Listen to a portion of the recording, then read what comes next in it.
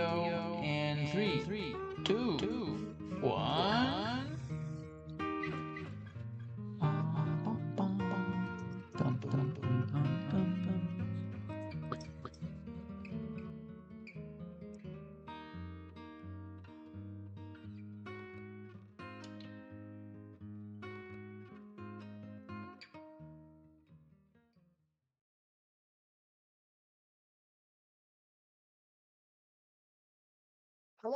Hello, everyone, and welcome back to another episode of Dust and Shadows. We have a wonderful adventure for you here today, so let's get started. Tonight, we ride into a tale as old as time itself, the price of prosperity and the weight of good intentions. In Perdition's Crossing, where folks have grown accustomed to making deals with the supernatural, a new kind of bargain has come to town. One that promises everything you've ever wanted, but asks for something you might not realize you're giving up.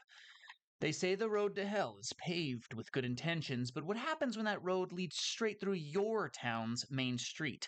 What price would you pay for the community's success? And more importantly, what price would you let others pay? Tonight, our hunters will discover that sometimes the most dangerous monsters aren't the one that lurks in the shadows. They're the ones that offer you exactly what you think you need. So settle in.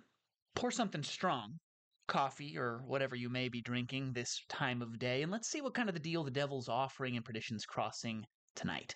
The forge is lit and the fire is hungry.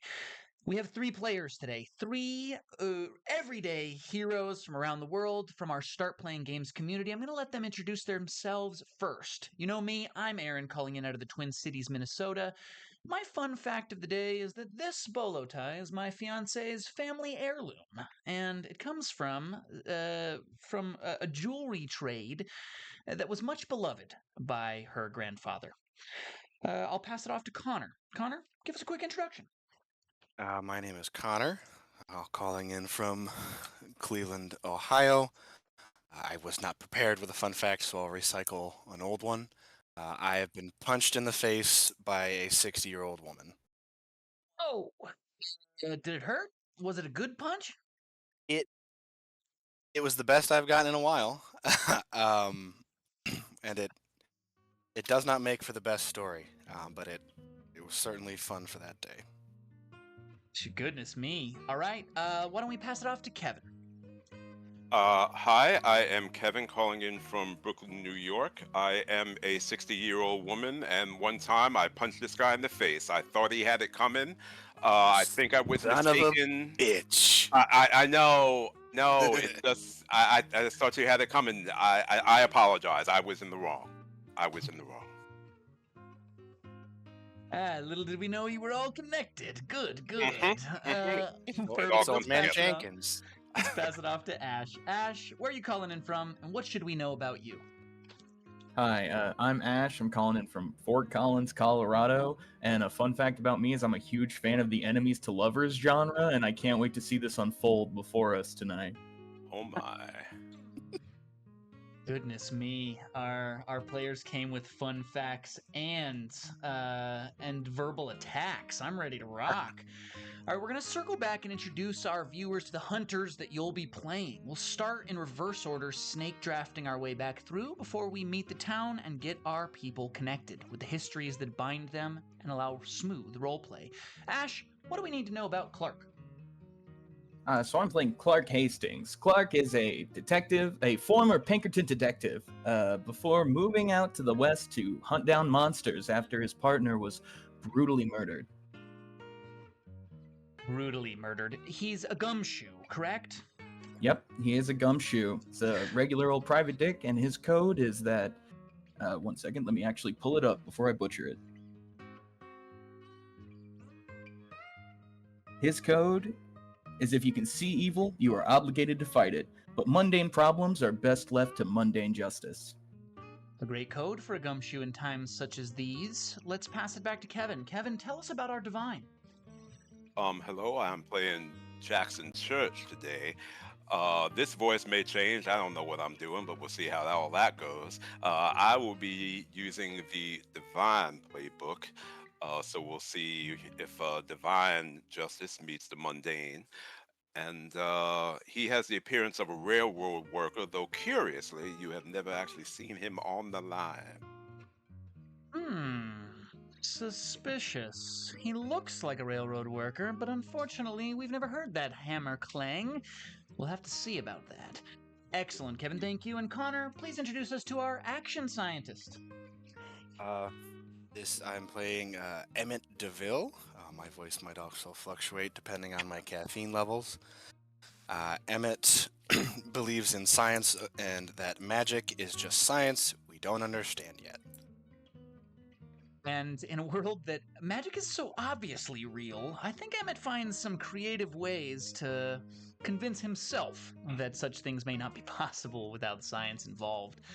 Excellent. We've met 3 hunters. We've got, it looks like Sharp, Tough, and Charm. Not a weird one among us today. Oh, Emmett's got a bit of weird. Okay, good. I got 2 weird.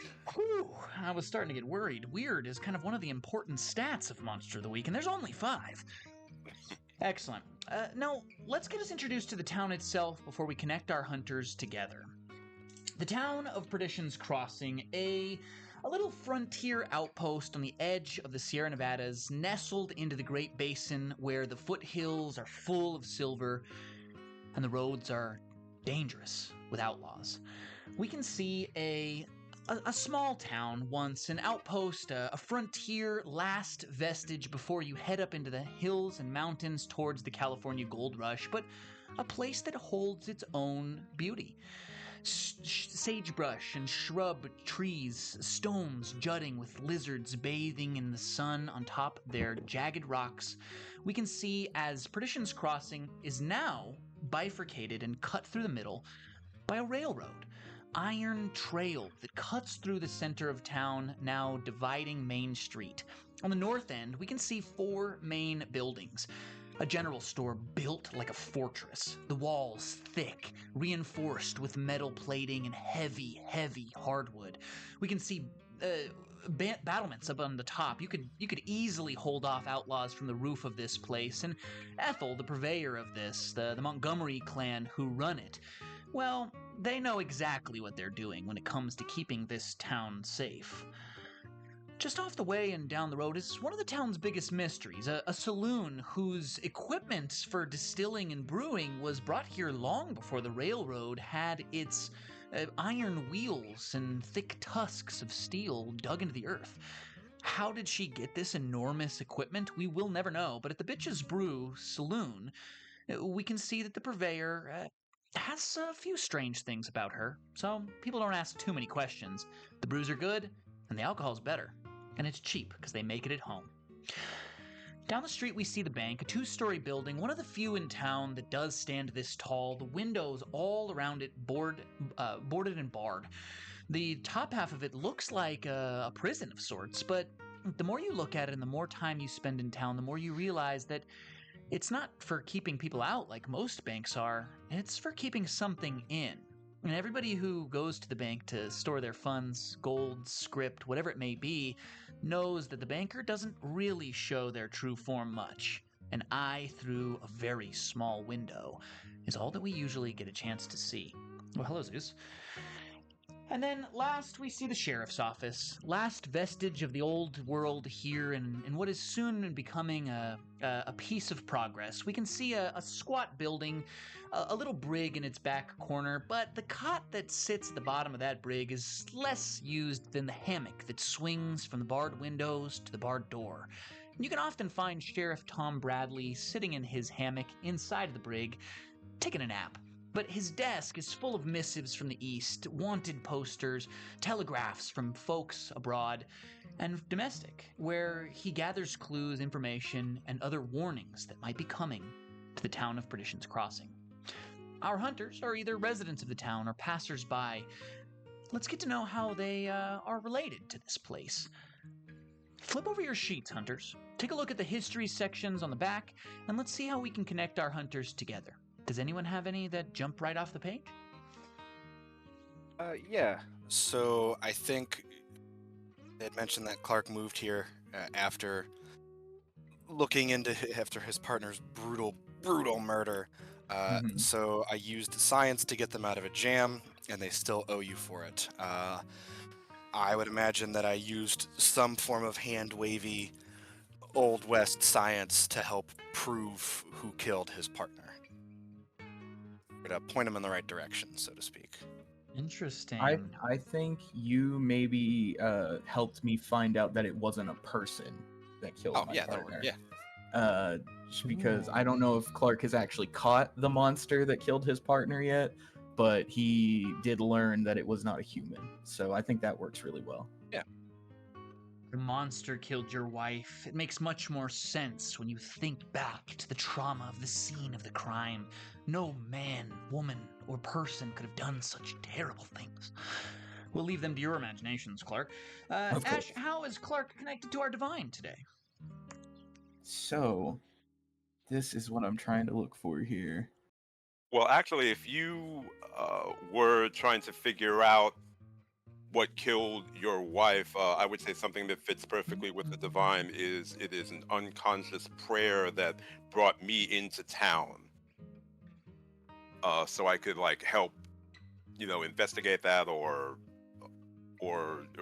you just trying to find answers is actually what brought me here, even if you don't know that yet. That works. That also kind of works with you first approached them to help on a case, describe the case, asked them to describe the key expertise they provided to help solve the mystery. So I think that kind of goes together, where you were drawn into town by the same thing that's drawn Clark into town, which is hunting down this monster, and something about you just feels off, and so Clark wanted to question you. Okay. Does that work? Yeah, absolutely. That sounds good. Kevin, has Clark already questioned you, or is that something that we may be able to rectify in today's adventure? You tell me, Clark. Maybe we've sort of been, or rather, I should say, you may have been feeling my character out a little bit. If that's been the case, I would try. Any direct question I would be very vague about, but I would try and help you and point you out any direction that I could, or give you any aid that I might. And it's possible that if you got banged up during some investigation, you might feel a little bit better after talking with me and not really understand why that is. Okay. We may have some healing on our hands. Let us see. Excellent. Kevin, you have the responsibility of finishing this circle, or triangle, I suppose, if we've got 3 points to it. How can we connect our divine to the action scientist, Emmett? Well, I mean, I guess it's a classic thing, science versus the divine. What do you actually believe in? I have one too that'll good bridge. So one I have is they helped you deal with an experiment. So I feel like because I have angel wings, a common mistake that I could have run into is instead of bringing myself somewhere else, I brought something else to us, and you helped me kill whatever I brought here.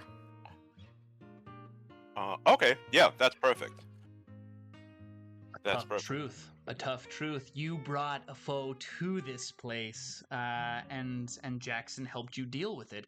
Kevin, what was it? What sort of thing did Emmett, I don't know, bait into the town to the two of you dealt with together?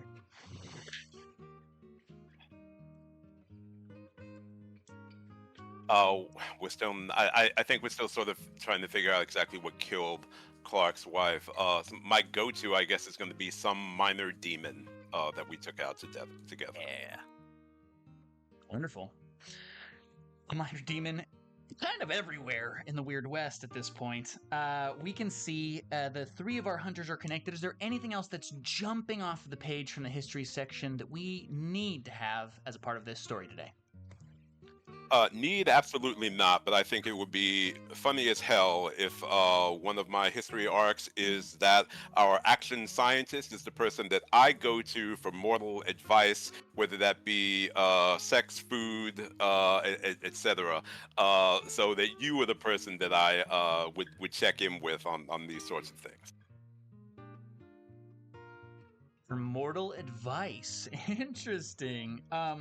You're sending that to Emmett, is that correct? He's our action scientist. Yes, that's correct. Yes, that's me. Okay. So, occasionally our divine comes to you with a couple of questions that might not befit his age or his apparent weathering. And how do you answer these questions, Emmett? Is it with good grace, or is it always with a couple of questions and inquiries? Oh, it's I'm spitting straight facts. Yeah, like there's no birds and the bees. Like, oh, of course, like this is exactly how you- copulation works. this is copulation. Yes. Alcohol is distilled in this way, in this process, and when you consume it, you start to build tolerance, and... Yes. I see. In that case, we are bound together inexorably, inextricably. We find our 3 hunters in the town of Perdition's Crossing on this fateful day, but our cold open doesn't begin there this time.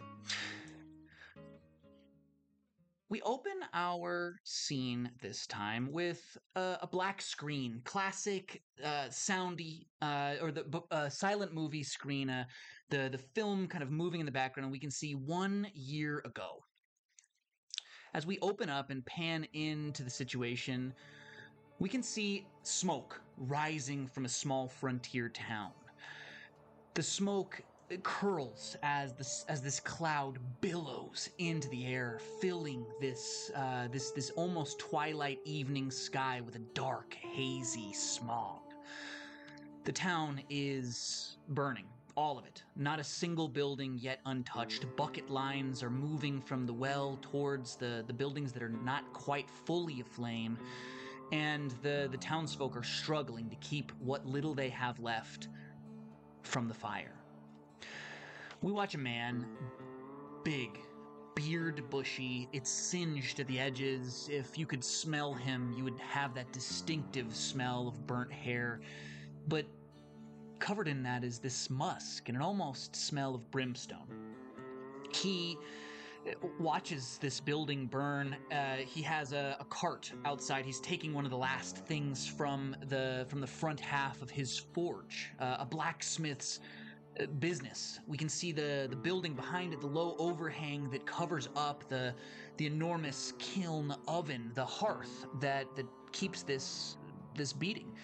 And he takes his tools, his hammers, his tongs, loads them into the cart as best he can, and then the fire touches the edge of his building, and soon the weaponry that he has inside starts to go off. 2 enormous, sweaty oxen begin to pull his cart out, straining at the enormous weight that they bear. We can see as through the smoke, the cart pushes out, and he looks back at the crest of a hill, back at a town that is no longer a town. It is rubble and remnants, the teeth of a broken place. The people already beginning to find what little they can, gather their belongings, and head elsewhere, where prosperity and peace may be found yet again. Now, Gerald, this man takes a few steps out. His cart keeps going, and as he does, he comes into another location, and he's shaved his beard. His whole attire has changed. His hat is pulled low as he comes into town, and we see him speaking to a few people.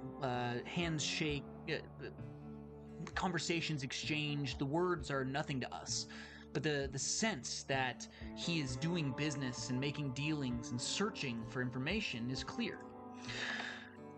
We see as he approaches a younger woman. She's probably in her early 20s, burly, built like a blacksmith as well, and her shop that he enters towards is mostly devoid of any of the things he has to offer her. It's bare bones, a journeyman's forge, less in it than is needed for a town's workings. She's hammering away at a set of horseshoes, that 3 of which are already hung on the wall, and he can see that there's a good craft to them, but they're not perfect. He comes in with the cart, and we see as they sit down at her desk, and she looks shocked, awed, gleeful. As these emotions pan across her face, we see her stand up and shake his hand, both of their meaty blacksmith paws crushing the other's grip. And then she starts to take things out of his cart. He helps her unload. A few people take the workings of this, and for some time she sets up here. And then something drives her from town, a romance gone awry, a partner now no longer hers to have. Grief and mourning drive her from the place she has called home for some time, and we see as her cart too strains under the weight of all that she's packed within it. When we see her crest the next hill, below her, we see the iron tracks and low buildings of Perdition's Crossing. A few months pass, and she's set up a good business. Her forge is hot, the smoke that billows out of her chimney consistent, the ring of her hammer heavy. And as we see the shop, now a part of the landscape of Perdition's Crossing, make itself, a regular piece of the town's workings, we see something in the hearth. A smoldering fire. Eyes peek out from it like the shadow and flame of the Balrog. Something watches her as she moves from space to space. She brings the hammer down. She dips an enormous gout of steam, covers her as she cools whatever she hammers. And as she lifts it up, we see it out of frame as her arm and smile goes, yeah. She puts it up on the wall, and we can see 4 gleaming, perfect horseshoes. And below them, a rifle that she has hammered into shape. We see Gerald, the bushy-bearded man, staring from a distance on the outside of Perdition's Crossing. He's followed her here to make sure that everything is as it should be, and then he walks into the desert and disappears. Now, our story begins some time after that. The blacksmith, a new piece of the Perdition's Crossing landscape, has been here for about a month and a half at this point, almost 6 weeks, and an anniversary she will not celebrate. Abigail Stout is a crude, cruel woman when she needs to be. She doesn't take to men kindly, and folks around here offer her good coin for her wares. But things have been good. Really good. The town for the last few weeks has been absolutely prospering. The crops are growing, the mine has struck a new vein, and all over town people are beginning to revel in what is a new income stream and luxury. The town's stability that once was in jeopardy for the mine's lack of good ore is now growing at a rate that is unexpected and belies the eyes. Our hunters are in town this day. We see the sun rising over the deserts to the east, the sagebrush drying, and we can see tumbleweeds beginning to pour across. And we see one of our hunters at the saloon. Who might we find there this day? Clark's definitely at the saloon. Mr. Hastings, will you please describe your character and what you're doing? So Clark is a kind of worn down man. He's maybe in his later 30s, maybe early 40s. He's got a 5 o'clock shadow, and he's in his old Pinkerton uniform that he still wears around, but he's got a new duster over it. And he's replaced his regular hat. I don't know what the hat they wore was called, but I'm sure you can kind of picture it. With a cowboy hat. And he's at the bar on probably his 3rd drink of the morning and trying to just also get some information. He's kind of badgering the bartender.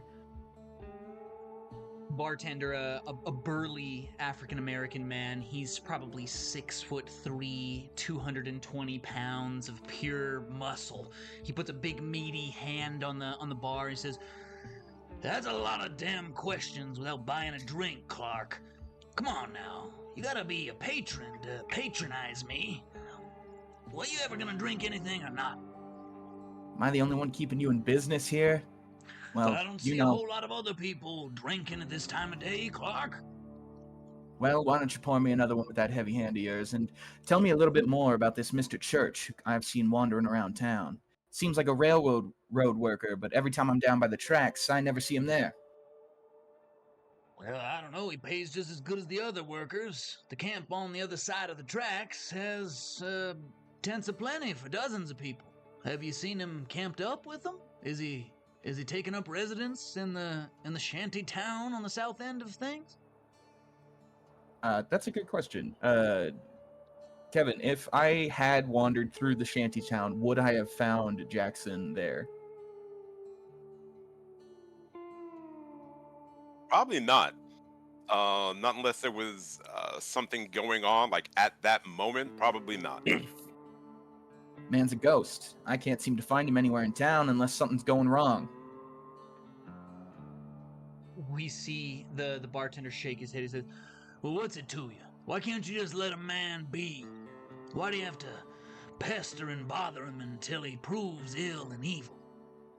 Pestering and bothering is my business, sir, and I will leave you to yours. So, why don't you make that a little stiffer for me? He pours you a stiffer drink. You pass across Coin, and the saloon doors open with a swinging wide creak. They batter each other as they close behind a tall, wheedly man, maybe 5'11", 6 foot. He has a slick middle part, a pair of thin glasses.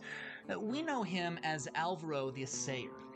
He, in town, plays a very important role. His job is to make sure that what comes from the mines is worthy of selling, and it helps identify places where there might be more places to dig. We can see as Alvaro steps in, he looks across at you, Clark, gives you a nod. You know him decently well. He certainly can be part of your investigations as you go, and then he gestures to the bartender for a quick drink. Bartender slides across, and Alvaro kind of scoots a seat over. He says, "Clark, what seems to be your issue today? You're drinking awfully early, aren't you?" It's never too early for a drink, Alvaro. But today I'm asking about that mysterious ghost you all seem to have wandering around this town. One Jackson Church is all I've learned about him. Only a name and a face. Well, Jackson is, shall I say, new to town. He's been in the good graces of a few people. I didn't really expect him to do as well as he has, but people around town seem to think he's quite the guy. What's your problem with him? Oh, my problem is with anyone who stands out, sir. Well, Mr. Hastings, I believe you should count yourselves among them. Do you not agree? Oh, I do, and I tip my hat to him as I kind of swirl the drink that I've been given for a second. And I go, "So, anything going on with the mines out there, Alvaro? I've noticed holes in the ground tending to act awful weird." Well, indeed. It seems that they've struck some decent coin down in the mines. I'm grateful for the business myself, but there's something wrong here, Clark. He doesn't seem like he's excited. If coin was rolling in, he should be, ecstatic, cheery, feeling like there's some, bright horizon on the future. What you get from him is it feels flat or empty. So I would like to charm person him a little bit here. I know it's not charm person, but use charm, manipulate somebody to ask him, "What's the matter, Alvaro? When there's a whiff of coin on the air, you're normally perky as a pigeon." Well, I'm afraid I haven't really been feeling myself. I've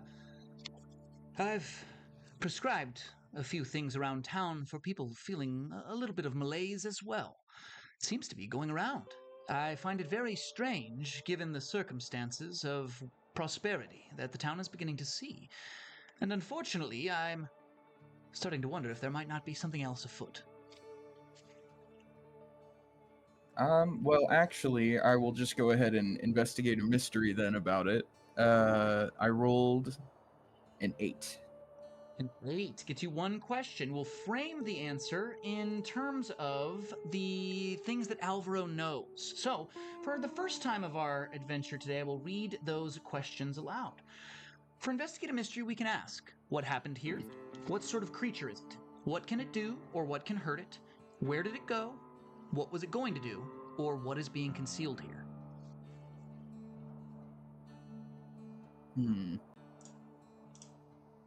I guess... What is being concealed here? Does it look like Alvaro is being shifty? Is he hiding anything from me? Alvaro is certainly hiding something. He's got this look about him of a man who is more concerned than he is feeling confident about the prosperity to come to town. And as he finally gets his drink and looks over, you see him whisper across to the bartender, and your keen ears hear him ask if the bartender has seen the doctor. The keeps shakes his head, and we see as Alvaro kind of like takes a sip of his beverage, and well, he sets it on the counter and he looks at you. He says, "Mr. Hastings, I'm afraid that I've started to prescribe lithium to some of the town people. I believe that their emotions are being numbed or dulled by something, and I'm starting to feel the same. I'm not sure what to do about it, but the doctor hasn't been in town in some time, and I don't know where else to send them." Well, out in the old frontier towns like this, it's not too uncommon for malaise to strike, but it is odd the doctor is out. Do you know where they went? Well, as far as I know, they had business in a couple of towns over. Perhaps someone wealthy enough to conscript service of such a professional? I'm afraid I don't know any more details about it. But we're certainly going to miss her if something is amiss. A town without a doctor is a dangerous town indeed. We see Alvaro kind of push his beer across. He's probably 2/3 of the way done with it already, and he kind of shakes his head. He says, "Well, I came here looking for information about the doctor. I probably shouldn't have two this early in the day. I bid you good adieu, Mr. Hastings. Please, come by any time. I welcome the company at times like these." I will do, and you might be right about the drink. I don't want to get shaky before the afternoon hits. So Clark will kind of push away from the bar and head out into the street. Wonderful. As you head out, Alvaro kind of leading the way, the two of you push through the saloon doors into the bright kind of mid-morning sun creeping up over and into the horizon between where the land meets the sky and the apex of the firmament. We see as Alvaro turns and nods and heads his separate way, and we find our gumshoe on the street. We do not follow him to where is next, however, because what we see across the way is a certain action scientist in the midst of trying to get something from the blacksmith. Emmett, what are you trying to get her to forge for you? So I have a lightning gun, so I guess I'm trying to get her to forge an improved housing to make it more compact and gun-like. A lightning Other gun? than- She looks yeah, at it 'cause- like, what is this contraption here? Because the last one was glass and tubes, so this one will hopefully be a little bit more robust. I say, it quite beneath you, but this is gold, and I will slide the requisite gold across the counter. She looks at it, takes a big bite, and for the first time we see Abigail Stout, but also for the first time she sees you. Emmett, will you please Connor, will you please describe your character? Yes, so Emmett is a normal human, very Doc Brown looking, if you were to take about 20 years off the top. Kind of crazy eyes in an engineered jumpsuit, and I have what it describes in the playbook as science armor. I don't know how to flavor science armor. I think it's more of a... What's the old Clint Eastwood movie where he's got the steel under his chest? Oh, right. Is it Oh, the is it the I good, the bad, and don't the know. ugly? I was about to say, I think it's the classic I, good, bad, I and ugly kind that of he love the wears that. idea.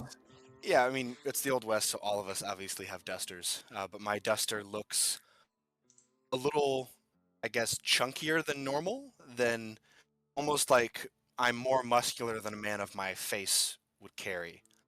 Oh, does the metal plating under there give you a fake six pack like an old Roman armor? No, it does not, but it looks kind of like the modern equivalent would be if I put like 50 t-shirts on and then I put a coat on. You just look like a barrel, kind of. Like a thin barrel, yeah. Bulky in some places and thin as a reed in others. Yeah. We see Emmett. You've passed across some coin, and she just still shakes her head. Abigail looks like she doesn't know exactly what you need her to do.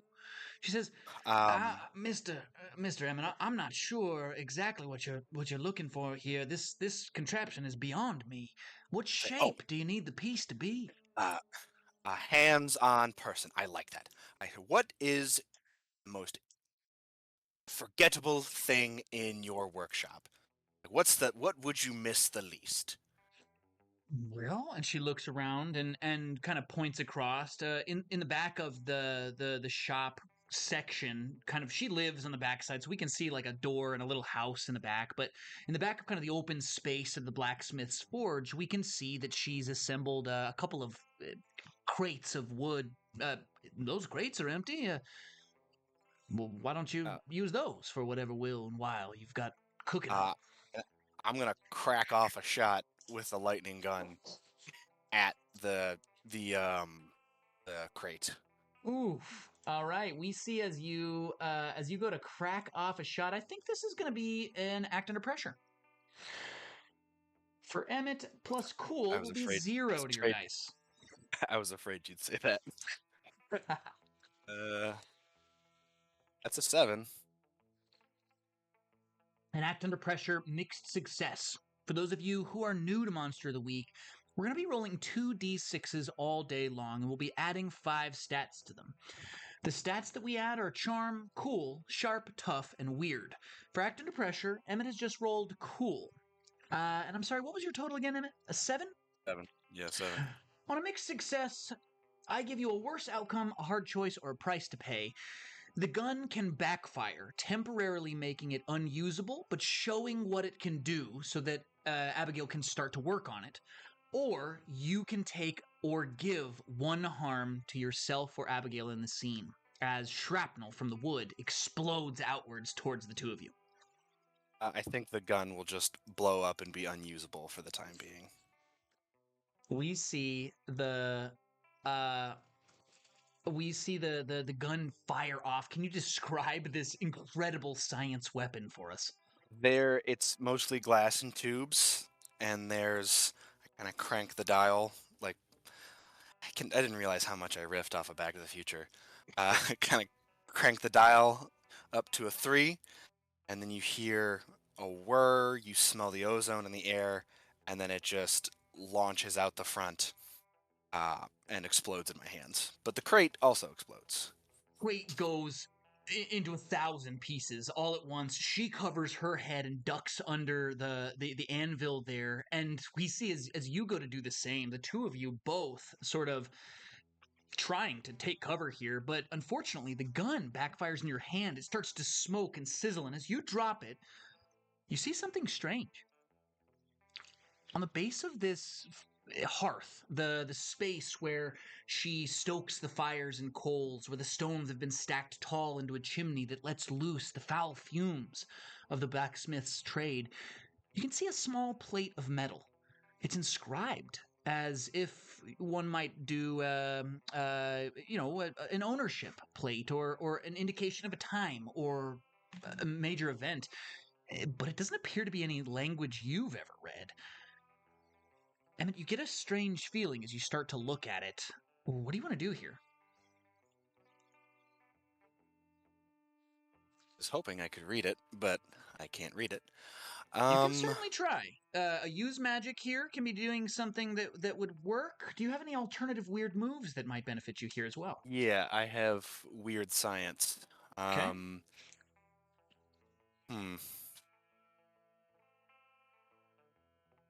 Weird I think I'll science, for the folks Yep. at home, allows Emmett to build or adapt the device to do something to deal with strangeness. That could be a good pull here. Yeah. So I think I would kind of reach into my pocket and sorry, that's my phone. And start to finagle one of my instruments that I use to read power and things like that to hopefully kind of translate this. So I'll try to adapt my little reader to read this inscription. All right, to create or adapt the device, go ahead and roll plus weird, please.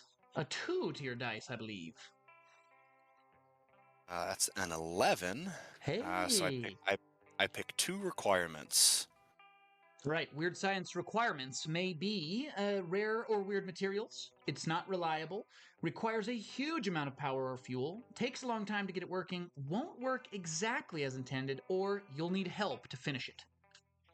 I say it won't work exactly as intended, and it says it requires huge amounts of power.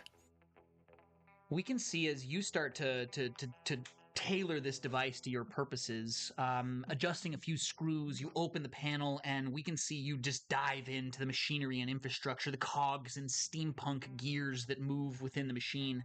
And Abigail, sort of like getting up, shaking her head after this explosion, says, "Oh, no, I don't want any more of that damn science in here, all right? You already done blown up my crates over there, so why don't you go ahead and do that somewhere else, please?" Do I have anything for this?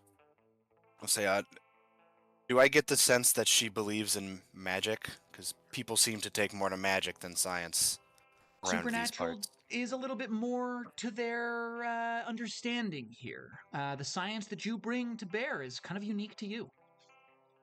I will.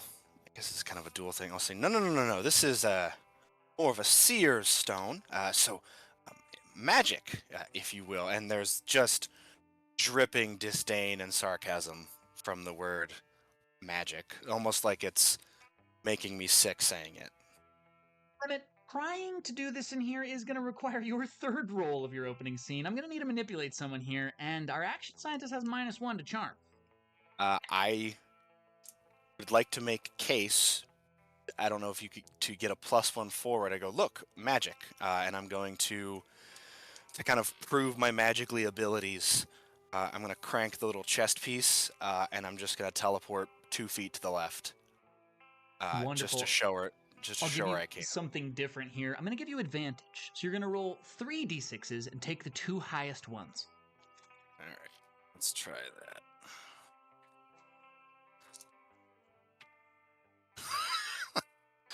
that. With my advantage, that's a 3. Oh, plus we. Oh, plus. Oh, with charm. Oh, that's a 2. An unnatural 2, huh? Unnatural 2. Oof. Emmett, let's introduce the idea of luck here. In Monster of the Week, we have one mechanic that can allow us to just occasionally change the fate of things, and we call it luck. For this one shot, you have 1 point of luck to use. You can turn a dice to a 12 or avoid damage from an injury. Would you like to use your luck here? Not at this junction. In this case, as you go to try to convince her, she looks at you and says, Nope, that's science too. I saw you touch the thing on your dang chest. I don't trust it. And as you try to kind of like get around, she literally lifts you up by the or tries to lift you up by the scruff, realizes you're heavy, and then sort of just like, well, and gives you a quick shove. She says, "Look, you keep your devices out of here. I'll fix your dang whatever that is as best I can. Put together a couple pieces for you if you need them, but I won't have any of your science mechanisms in my place of business. All right, I can't have you driving away my regular customers. Well, perhaps you'll indulge me. I love a question. What does that mean? And I will point to the writing that I don't know, and I will just straight up ask her about it. She looks down at it and she says, "Hell, I don't know. That's just what was on it when I bought it. As far as I know, it's probably written in some foreign tongue. Maybe like, I don't know, it was some Egyptian or something. It's Uh, it's all nothing to me." I'm gonna take out. Of course, I have a notebook on me of some sort, so I would ask if you just allow me, and I'll pull a piece of chalk out. I'd like to do a pressing of it, and just kind of take it down, and I'll take my science elsewhere. As you start to make a pressing of this, Emmett, as you start to stare at it, there's this almost swirling, twisting to your vision, like it's tunneling down into a thin pinprick of light. You look at Oh this no. metal plate with swirling, almost Arabic letterings, but there's something just kind of different about them. You would recognize it if it was that, at least know what it was, and this is nothing like any human language you've ever known. And as you stare at it longer and longer, trying to kind of get your piece positioned, the chalk or the charcoal you use starts to etch the symbols. You take one harm, ignore Ow. armor, as your Ah. skin starts to prickle with heat. She sees Oh. this. How do you react to that? Oh, that is a spicy question. Oh, and this was here when you bought it? Yeah. I bought it from a fellow blacksmith looking to retire, and well, this has been my baby ever since. And you see her slap the top of it. She you can put a lot of things in this used car. She gives that slap the top of the hearth vibe, and then she kind of says, "But I don't know what it means. If you can translate it, yeah, I'll trade some services for it. I'd love to know." Much like Pawn Stars, I'm gonna say, I think I have a guy for this. I think, like, let me call my buddy. Uh, and you would you mind if I brought a friend in? I consider myself an expert, but I also know when I'm beat. He nods. You've she gets it. You should probably get back from the forge. It's about to get real hot. But bring whoever you like in. I like good new business. I hope that they're looking to Uh, purchase something. and before I do, I'm going to take my science. I said I will take my science outside, and I am also going to step into the street, crank my little chest thing, and I am going to. I can teleport to a person that I know pretty well, and I'm going to teleport to Jackson because I figured he might know how to read weird magic-y things. Wonderful. You're using the move Angel Wings. Can you read it out for us? Correct. If I had it in front of me, I would. I can do I it can if you'd like. generally I can teleport to a place that I've been or a person that I know really well. But the only difficulty comes in if I try to take somebody with me. Luckily, as Jackson is divine, that move is very easy to access on his character sheet.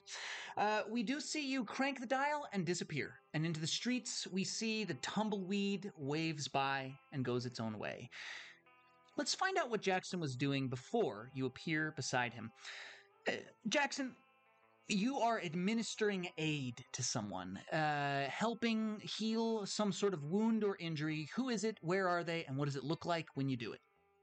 That's perfect. That's exactly what I would have asked. So I don't know if a number of the townspeople feeling malaise has gotten to me. I guess for this, we'll say it has. Um, I might be, I guess, in their home or possibly by the general store if they're not as comfortable with me being in their home.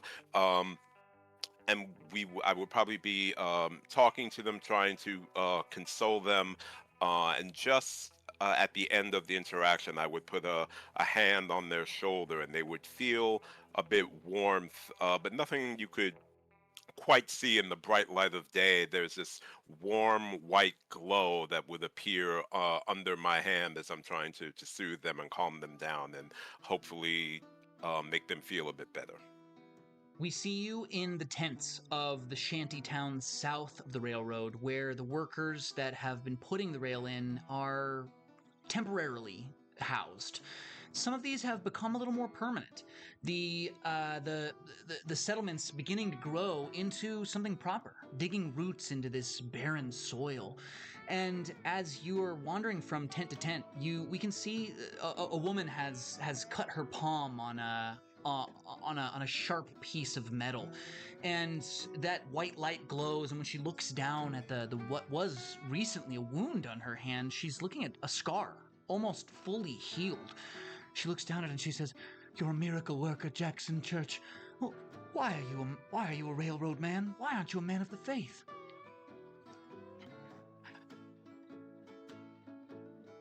No one has to.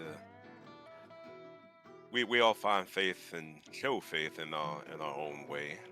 Um, I don't know that anyone will come to hear what I had to say. Well, I suppose it does take a good speaker to be a preacher. I'm grateful. Thank you. And as we sort of see you exit the tent, there's a hubbub just on the edge of this encampment. We can see as a man is running in. He's shouting for a doctor. Has anyone seen Dr. Kelly? I need Dr. Kelly. And we can see as he's running along that Jackson, you well know that the town's doctor is not available today. They've gone a couple towns over. That's why you're doing what you're doing. What are you going to do here? I would run right for him and try and find out. Sir, the doctor is away on business. What's going on? Is there some way I can help? We can see a sun-weathered man. You know him fairly well. Elmer Thorpe operates a little homestead on the edge of town. He's kind of the town's main provider of stable feed. So his fields, though most seasons resulting in pretty scarce fare, are full of alfalfa and hay and other grasses that he can get to grow in this stony, cruel soil. But he's running into town now, and as he steps up to you, he puts a hand on your shoulder. He says, "My son, please, I need help for my son. Can you come now?" Of course, lead the way, please. Elmer runs as fast as he can, a full sprint back the way he's come. You're on his tail, and as we see 5-10 minutes of running past scenes of desert stone and thick tufted sage. The occasional cruel, stunted Joshua tree, ugly, warty growth, and thick, spiny branches. We can see as the two of you run into the edges of his field, he vaults the wooden fence that holds his livestock. And then we see as, in the distance, these are the best his fields have ever looked, Jackson. All of everything that he's growing is absolutely lush and abundant. This place, his cows look happier. His fields look verdant, in fact. And then you see the plow stuck in the earth as if it's being pulled along. The horse is no longer tied to it. His wife perhaps has run that horse somewhere else to try to find the doctor. But here and now, what you see is a body lying on the ground beside it. As the two of you vault the fence, Elmer looks at you. He says, "My son, I don't know what happened. He just collapsed." What do you want to do here, Jackson? I'll immediately run over to him, see if I can tell what's going on, what might have happened to him, and heal him if I can. He's already dead. And his body is still, the breath not rising in his chest, the eyes not flickering with any motion or movement. The boy is passed. Would you like to try a lay on hands anyway?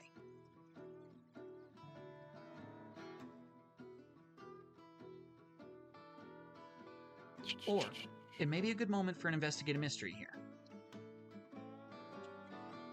Do I get some sense that there is something unnatural going? I've just heard that he just collapsed, but I see him. Yeah, good question, Kevin. I think that for Jackson, it may not be immediately apparent that the boy has had anything wrong, but he's young. 21, 22 at most. There's no good reason he would have collapsed in the field. It's not hot enough yet in the day for heat stroke. He's not old enough or unhealthy enough for a heart attack. Without having anything else here, the boy's dead, and it does seem a little unnatural. Okay. If that's the case, I will lower my head. I will put my fingers to close his eyelids, and I will look up and say, "Mr. Thorpe, I'm so sorry." What? No, it can't be. The boy's set to get married next month. He can't be dead. And I'll try and examine him. I guess mechanically I'll try to investigate the mystery, which is not great, but I'll try and figure out what might have happened to his son. -1 to sharp for our divine as Elmer Thorpe bursts into tears at the now death of his son. We see Jackson's try to investigate. What did you roll? I rolled a 7 with that -1. That's a 6. Ooh. Yeah. Let's make it fateful here that Emmett arrives just at this time. Emmett, you've got a 0 to cool, but unless we want to give me a hard move to make, I'd like to offer you the chance to help out as you appear not too far from the two of them, so far unseen by both.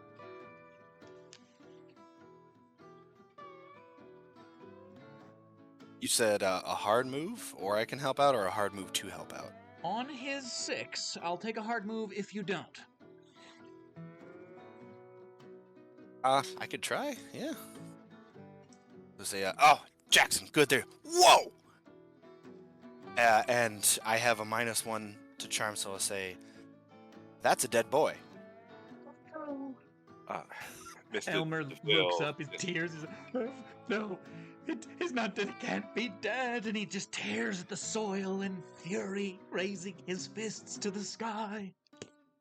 And I will pull out my little doodad, just a little scan that's my help out. So I'll grab his hand and like sort of drag him down to me, give him like a stern look to like this is not the bedside manner we need right now, and sort of cover this device that he's using with my body to like try and block it from Mr. Thorpe so he doesn't see what's going on. He's distraught enough. All right, Emmett, Okay. you've got a cool to roll here. You've got 0 to the dice. Let's give him a spin. I roll a 4. Oh no. 2 hard moves? Why, thank you, my lovely players. What a delight. 2 hard Yeah, moves how so much soon experience into the right now. adventure. Happy to help. Anything you need. Now, when you roll below a 6, you do get to mark an experience point, so go ahead and mark Hey. those. Done. However, as the two of you go, another instance of a non-player character sort of feeling like Emmett's not welcome here anymore. We see as Elmer he gets up and he's carrying a piece off of the plow. He goes to wield it at you. He says, "My boy ain't dead now, and you don't say that." And he comes towards you, Emmett, threatening to club or bludgeon you with this piece of jagged, splintered wood. What do you want to do? I'm gonna slap my chest and teleport a couple feet behind him. Just kind of like, Yeah, it goes straight through where you were. Seconds later, you would have been clobbered good, and instead he literally spins in a big circle like he's just like missed with a great sword. He spins once, twice, and then he drops the piece of wood to the ground, and he looks around for you, furious, and then he looks at Jackson. He says, "You're not welcome here, neither of you. We've got funerals to arrange for. And family to tell. I don't need any more of this. Go. Get gone." We're very sorry for your loss. We won't. We'll leave you be. We'll leave you be. I will take Emmett's arm and I will just sort of lead him away. I'll look back at him just in case he wants to swing anything else, but I'm going to try and get Emmett out of there. Both of us out of there. You successfully extricate yourself from a tough situation. I used one hard move there, and we will hold another for now. But No. as you start to leave, No. we see as Jackson, you pull Emmett aside. He clearly came to see you, right? Who knows what it could be about? What do the two of you say? I will show him the carbon etching. Say, I know when I'm beat. Do you know what this means? And I'll show it to him. Okay. I'll absolutely take it in hand and look at it and try and figure it out. I don't know if this is anything I'd inherently know, but yes, we see. That's a tough one. We see as Jackson takes this etching in hand, it doesn't affect you the way that reading the actual plaque did to Emmett. You can read the words or the symbols clear, but you don't understand them. They're unintelligible to you. And I think it's a good time to step over to our clue table to take a look at what we have already in front of us. We have a couple of things, and I'll make this one bigger so we can see it for now. The tablet, or the etching that you've had, is in a language that doesn't seem like it makes any sense. But for Jackson, you may just have some skills that could help you do this. You're not much in the way of sharp, Mr. Church. What would you like to do to try to read this?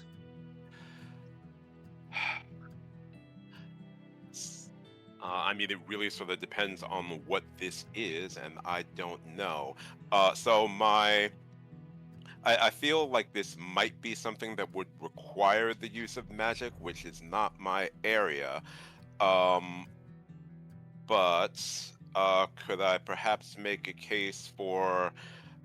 Well, no, that's emotion. So I guess to try sensitive to maybe get a handle on this or investigate a mystery. I'm not sure which would be more applicable here.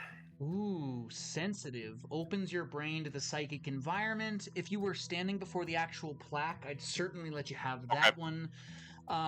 In this case, I think an investigative mystery is probably your easiest bet. Or Yep. you can use magic to try to, let me make sure I get this wording right, communicate with something you do not share a language with.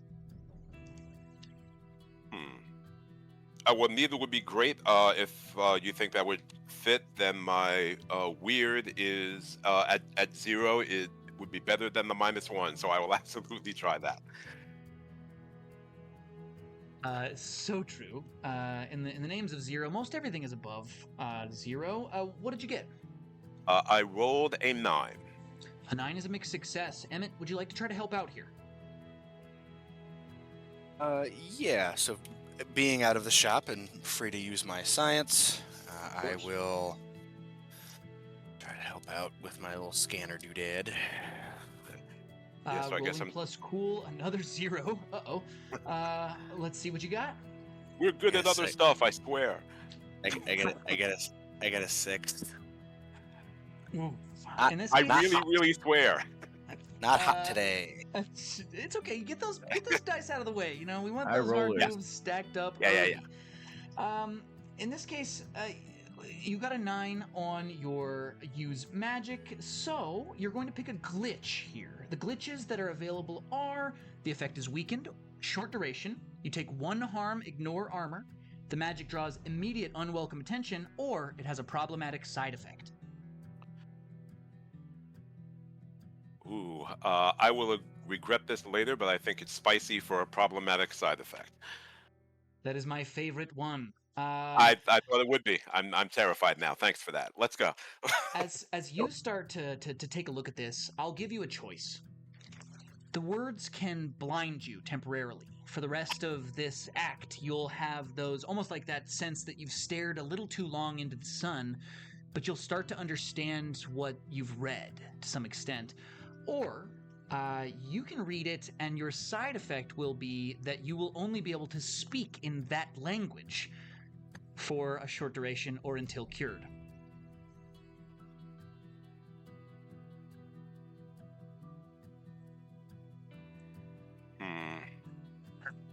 I stumped him. I Oh, stumped him, yeah, guys. yeah. This is rough. I'm gonna go with blindness. We see as you start to read this and focus, kind of that light glow beginning to emanate from you just a little bit as your magic manifests, and we see as almost like they're seared across your vision. These words, these symbols begin to float up off of the page, and you begin to realize this is a contract, a binding agreement. This forge, whatever it was, the owner of the forge is bound to something that lives within it, that is trapped within it. It's hard to say. Some of the words seem to have almost one or two different meanings. The ambiguity of the actual language keeps you in the dark for now, and then you realize you're literally in the dark, and all you can see is the words on this page. When you look away from them, your vision is black and blurred, and things are obscured in the distance, like you've suddenly scarred the outside of your eye's tissue. Okay. So I am going to look up from the page, looking off in the wrong direction from Mehmet. Where did you find this? This is some contract, some evil. What someone has made some sort of bargain with something terrible. We have to find out what's going on. And I'll explain that I found it. The blacksmith. It was there when she bought it from some other blacksmith. Maybe she didn't know what she got herself into. We have to find her. Emmett, if I can prevail upon you to lead the way, and I'll put a hand on your shoulder. I'm not going to say a word, but I'm just going to have my hand on your shoulder, and I will follow where he leads. How far away is the blacksmith? To town, you know, they made it in a 5 to 10 minute run. If you're going to walk it, it's going to end up being a little bit longer. So you can certainly take him, or you can try to give it a roll. Oh yeah, no, I would say time is. We must make haste, and I'm gonna crank the little off-brand, non-trademark arc reactor on my chest, and try to teleport to just outside the blacksmith's shop. You carry Big one or two money, people big with money. you. Roll plus Yes. weird. It'll be our last roll before we turn back to Clark. On a 10 plus, you go where you want to go. On a 7 to 9, you don't quite manage. What'd you get? He's blind, so I hope this works. Hold on. Yeah. That's an 8. An 8 is a mixed success. Either Yes. you are all separated, or you all appear in the wrong place. Would you like to stay together, or separate kind of in the right place? I'd prefer to stay together, because he's blind. We see as Well, you don't know that. To be clear, I didn't say a thing about it. Oh, you just put your hand on my shoulder and said, Yep. "All right, Yep. let's walk." I think once you start walking, you can figure it out. If we walk, then you would absolutely eventually see me bump into something or trip over something. But if you think time is of the essence and you want to bamf us there, We're gonna walk. I'm just gonna touch you while we do. Don't ask questions. that seems uncomfortable. All You're right. the one who did it. All right. If I wouldn't know, then I guess I wouldn't have a preference then. So I guess it would be kind of by chance. Okay. Roll some dice. 3 or below, you're separate. 4 or above, you're together in the wrong place. All right. I got 3. 1 to 3. 1 to 3. 3 In dead that on. case, we see as you teleport away, and we'll remedy that on the way back. Clark, you're making your way across town. Where are you headed first? So I think the first place I'm headed back towards the shanty town again, because I'm looking for Jackson. I don't know exactly where they're at, but that's what I was looking for earlier. It's still what I'm looking for now. we can see as you're heading on your way out of town, just passing the first of the southern buildings, you see something riding. As you kind of get outside of the outskirts, you can see that on the road from the west, there's a rider coming. You look over and you can see that they're slumped in their saddle, barely holding on, it seems, and you're the first to see as when he finally gets to the outskirts of town, he tumbles from his horse. No one else seems to be around to see it, Clark. What do you want to do? Clark will run up to him. Like, whoa there, fella. He seems really wounded, grievously injured. His leg crumbles under him as he tries to stand. He holds out a hand for just a moment and then he falls back, seemingly unconscious. Clark will try to catch him. Whoa, steady there. What did this to you? The man kind of like, oh, where am I? Where am I? And he grasps toward you. Am I in Perdition's crossing? Yes, you've made it. You can go ahead and settle down now. We got to get you into town. The doctor's out, but I'm sure we can get you laid up at least. No, I must go to the blacksmith. Take me to Abigail Stout. And he grabs you and he pulls you in real close. And we see the man from our cold open. He's got a kind of thick beard. It's grown long since last we saw him. His hair is lank. As you pull him to his feet, he seems to have a bullet wound in his side and a bullet wound in his leg. And we see he says, please, I don't know the meaning of this, but I must warn you, the Howard gang rides. They ride at noon tomorrow. They're coming for the forge. Please. Howard gang? Well, you must take me to the blacksmith. You're shot to... Oh, God. All right.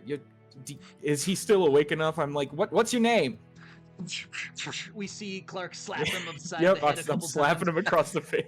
And Get hold of yourself. Gerald Black. All right, Mr. Black, we're gonna try to get you fixed up. Is there something I can do to like try to staunch his bleeding or wrap up his wounds just a little bit? Absolutely. You want to try to stabilize the man. You're going to need to roll to act under pressure. Okay. That's not great. That is not great, everybody. All about experience. So, I add 0 to this. That's awesome. That is 5. Oh, this is so bad. Maybe if I shoot him again. That could do it. Maybe if I put the gun back in the wound. Yeah, I'm going to take a hard move here, and Gerald Black dies in your arms. As you start to try to administer the first of these things, we see him take a ragged breath. His eyelids flutter, and he goes limp. No. God damn it. Stay with me, Black. I smack him across the face one more time. So I'm like, oh, damn it. No, and you just see as I throw my hat onto the ground, I like kick the dirt in the road in front of me, just start pacing back and forth. What have you gotten yourself into now, Hastings? What are you going to do, Clark? He told you to take him to the blacksmith. His body lies dead in the street. The doctor's not here. How far out of town am I? Would it take like more than 20 minutes if I turned around and tried to go to the store to get something to like put him on so I can get him into town? Or another person to carry me. Yeah, carry him a with swift run takes you into town in a minute and a half. You can certainly go and gather something to pull him along, a stretcher or a fellow townsfolk to do so. Either way, describe it as you make your way to the blacksmith and see Jackson out front of the blacksmith, just holding his arms out wide, trying to find where he is right now. Oh, God damn it. Mr. Church, I was looking for you all morning, but I really do not have time for it. Pick his legs up more. What are you doing? As I'm just yelling at the other guy who's carrying him with me. Can you get the door, Mr. Church?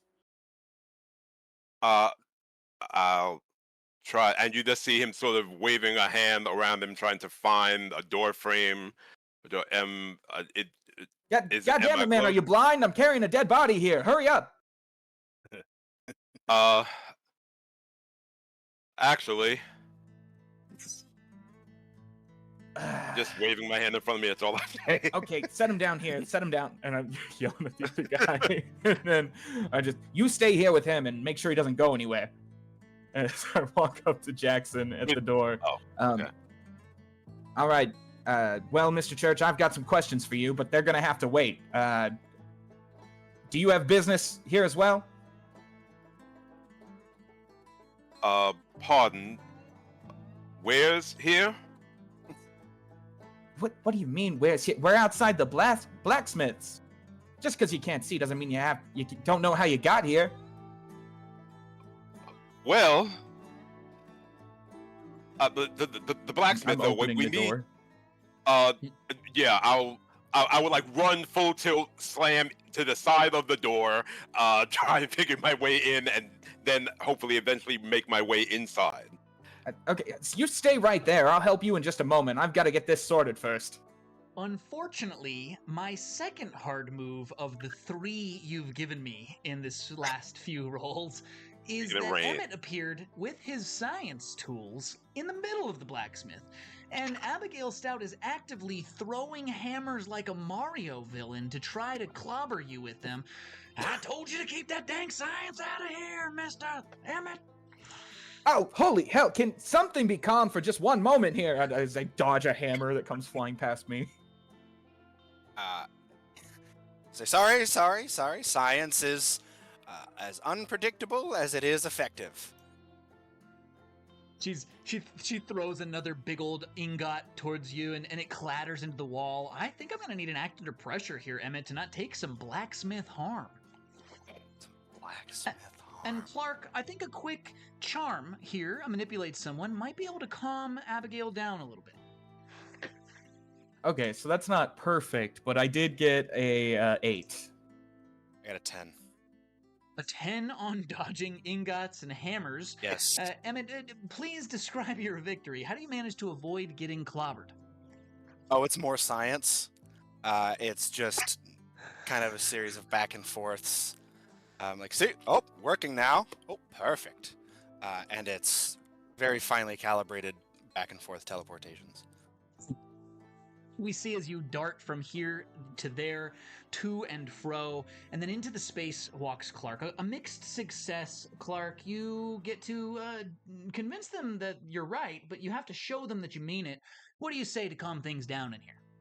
I think when I walk in and actually fully take in what's going on, I go, "Oh, damn it, DeVille! What are you doing here?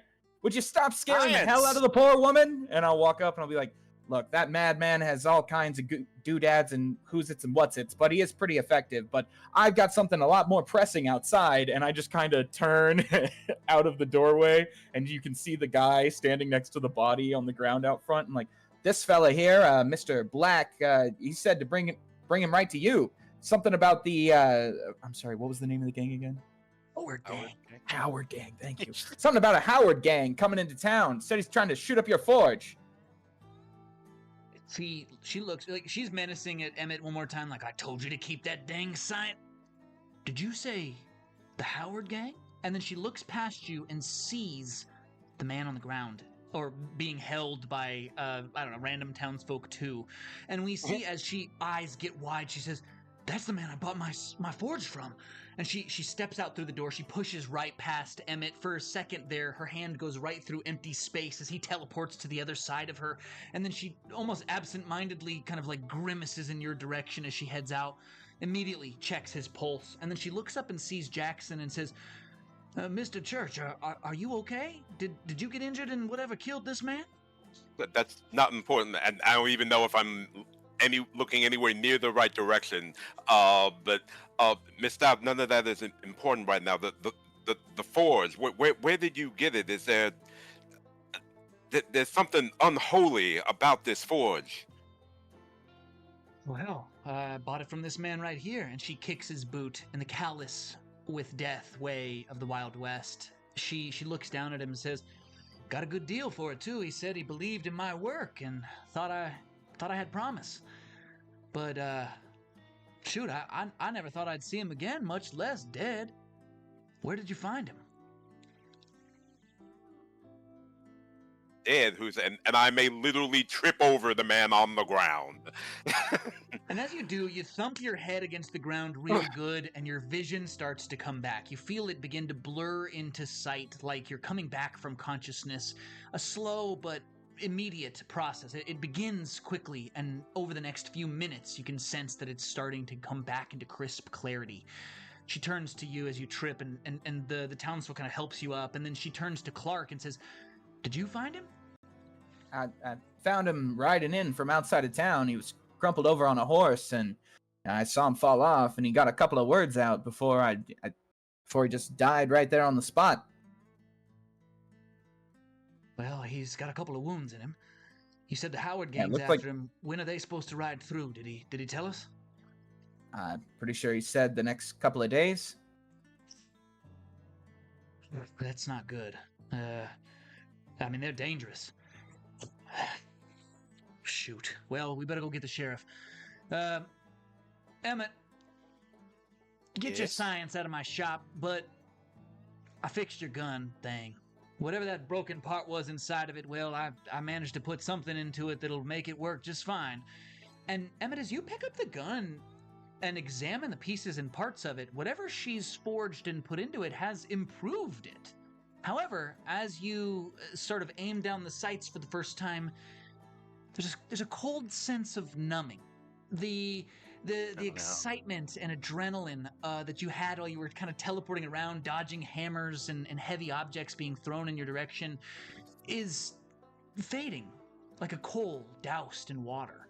Sure, there's a bit of a heart there. You can still feel it just a little, deep, deep, where that feeling resides within you, but the outside of it is already starting to harden and cool.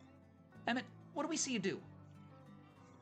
If they're going to get the sheriff, I usually get excited by new problems, so I will step over to examine the forge closer using my mechanics and engineering background. Oh, nice. In that case, will you please read the move for us? Oh, it's just kind of for flavor. That's more for combining things, but this is, kind of feeling down. Emmett likes to pick up his spirits with new-fangled questions, so I would Sure. try to examine the forge closer while they are moving off to get the sheriff. Wonderful. In that case, go ahead and roll to investigate a mystery. That is a 9. A 9 will reap you one question, and there are no Nope, hunters. that is an 11. It's an 11. I forgot Ooh, it. plus I 2 for forgot your to add the sharp. 11 gets you 2 questions on the investigate a mystery list. What would you like to know? I guess I'll start with the standard. What is being concealed here? Good start. As you sort of feel this beginning to that same malaise you've kind of experienced around town beginning to settle into you, you look over at the forge, and you can see that despite no one bellowing or giving oxygen to the flames, it does seem to be stoking itself. There's a heat radiating off of it that seems to pulse in waves. And as you stand in the room looking at it, you yourself feel cold. Like instead of warming you, it's leaching the heat from you. Something is in that forge, something unnatural. I'll say, what sort of creature is it? Or, what can it do? I wouldn't think of it as a creature, so I'd say, what can it do? Looking down at the weapon, it's improved. And all over town, the people have begun to, talk about the prosperity over the last few weeks because of the tools they've used. The miners struck new silver with fresh pickaxes forged by the new blacksmith. The farmers have been talking of great growth and verdant fields as they've had new plows and horseshoes made at this forge. You hold the gun in your hand and realize this forge is capable of good and evil.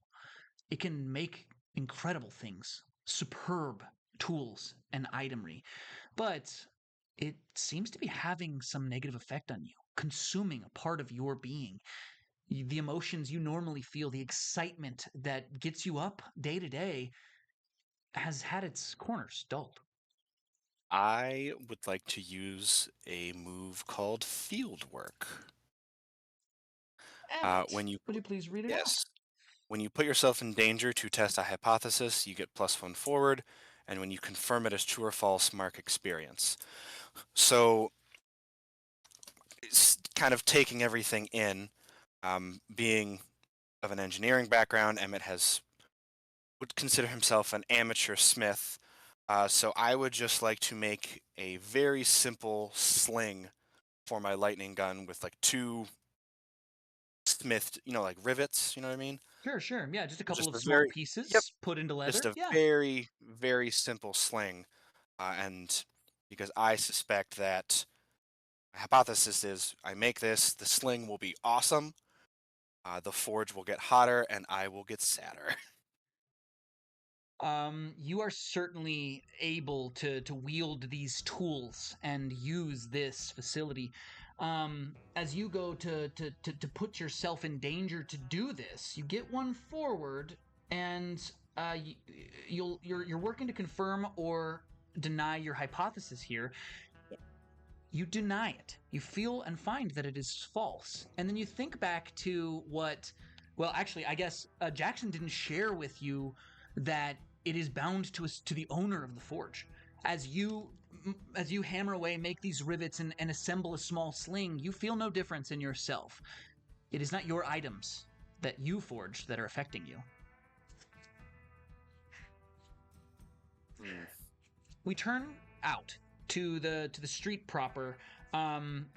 Jackson, you've got your eyes back. Clark, you've got your wits about you, and Abigail Stout is looking at the two of you.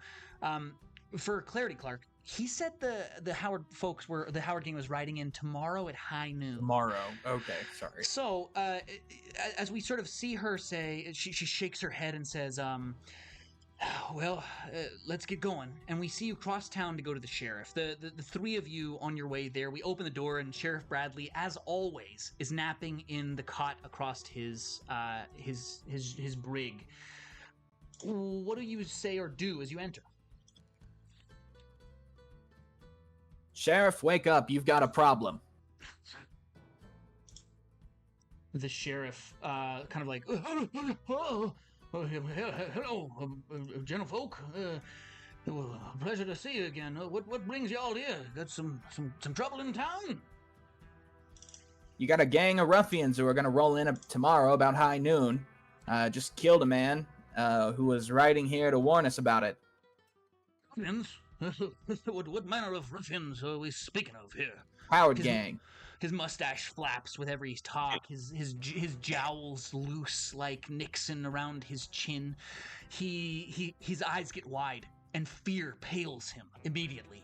Color drops from the top of his hairline all the way down to where his neck meets the rough leather of his shirt and vest, and he says, "The Howard gang. We should get going. I'll get my horse. Let's get out of here." Could I roll an investigator mystery to see if I know anything about the Howard gang? Absolutely. Give it some dice. All right. So, nice. That is an 11.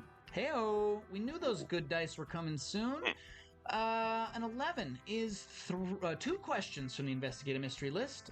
They can be themed or turned to be about the Howard gang in any way you'd like.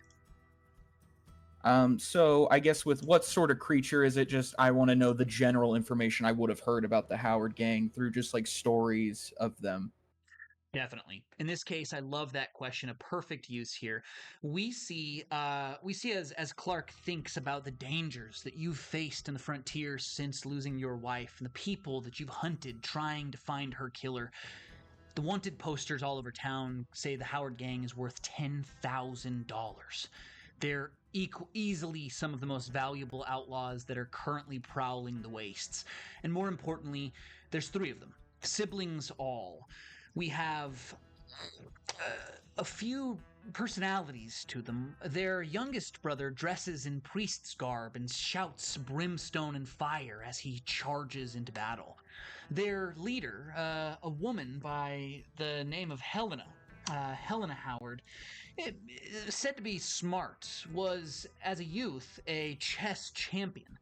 And the man, the oldest of the clan, a dangerous shot. They say that he never misses. Isaac Howard is known to be a dead eye.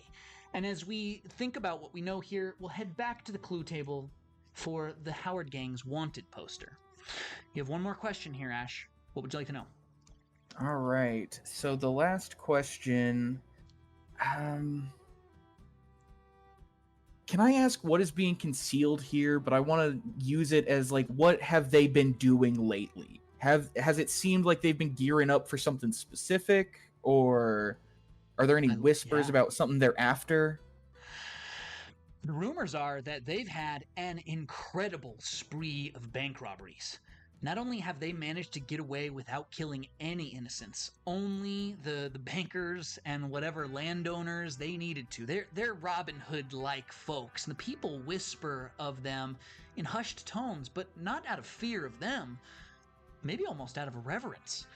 They've been on a spree.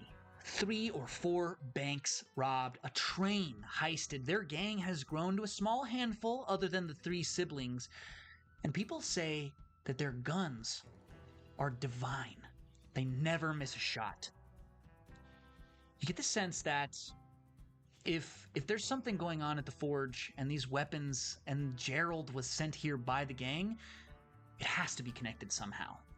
The dots are starting to form lines between them like constellations in the night sky. I haven't heard anything good about this Howard gang lately, Sheriff. Oh. Said they've got guns from God. Yes, let's get out of here. Like, you know, I'll sound the warning. I'll tell other people, like, hey, lock your doors, close your windows, but I don't want to tangle with the Howard gang. Isaac Howard can shoot the wings off a fly and keep it living long enough to squish it with his boot. Sheriff, I don't want to tell you your business, but it's literally your job to protect these people. He looks at you and shakes his head. He says, no, it's my job to stay alive long enough for me to protect these people. If I get killed in the line of duty, what good am I? Well, you're a fat lot of good normally, Sheriff. But you can get the word around. I trust you to do that. I think for this one, Clark, we're gonna need manipulate someone here. Let's see if you can put him onto the job in an expedient way before he tries to flee town. Nice. So that is a 6 and a 2 with a +2, so that is a 10. A 10. You may, in fact, convince him of what to do, and if you'd like with this 10, you may convince him to help you in another way as well. Is there anything you'd like the sheriff to do other than try to warn the citizens of the upcoming danger? So I need you to go around town telling people, board up the windows, keep the children inside, all of the usual fun stuff, and go around and deputize a couple of the most strapping young men that you can find around here. Anyone who's a good shot, really, Sheriff. I don't need anybody who's going to shoot me in the ass during this event. You understand me? He nods solemnly, looking like he's already on death's row, waiting for his last meal.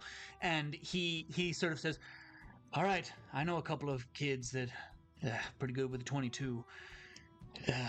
And, well, hey, if you can dig deep and find it down in there, maybe you got a couple shots left in yourself, Sheriff. You know, I've always been a pretty good shot. He lies. And then he walks out of the sheriff's office, and the two of you have it for just a moment. Any last things before we turn back to Emmett? You know what, Church? I got a couple of questions about you, but it seems like with you sitting here, we've got bigger problems. Does appear that way.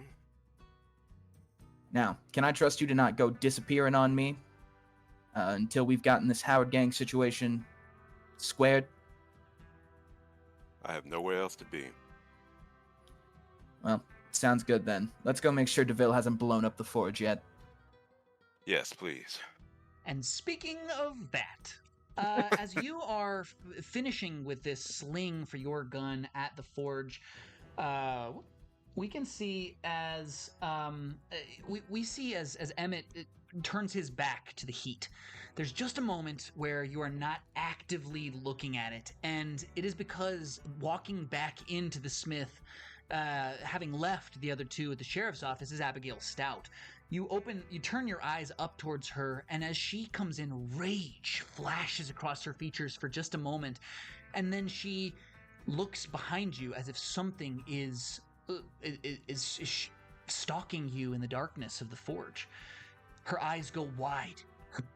Her face drops. Her jaw hangs slack. Emmett, you feel something behind you. What are you going to do?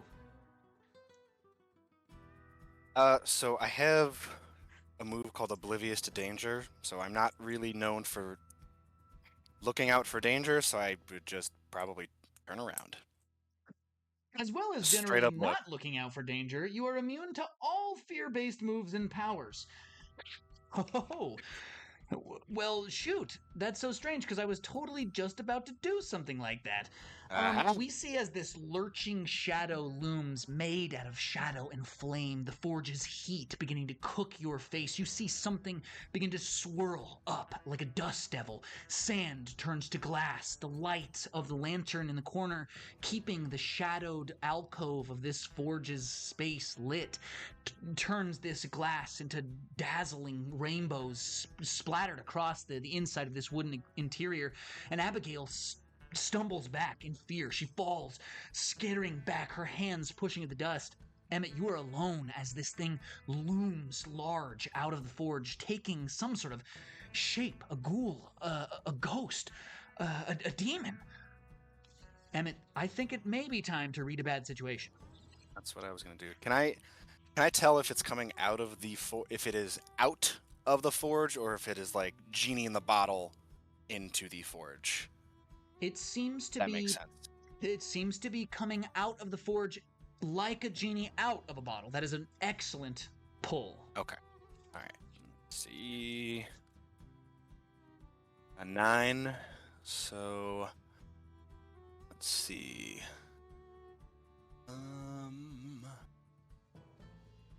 Are there any dangers I haven't noticed? Because I can guess what the biggest threat is. Dangers we haven't noticed. Well, I think you've noticed most everything that has to do with this that isn't obvious and in your face. Around the shop are cold iron implements, tools, and weapons that have been forged that, if given to another person or used by yourself in this situation, will affect you negatively. They will take from you some emotion or some feeling. So, touching any metal in this space is a danger to you. Otherwise, the big danger is kind of right here, and you are in the thick of it. You have 2 more questions.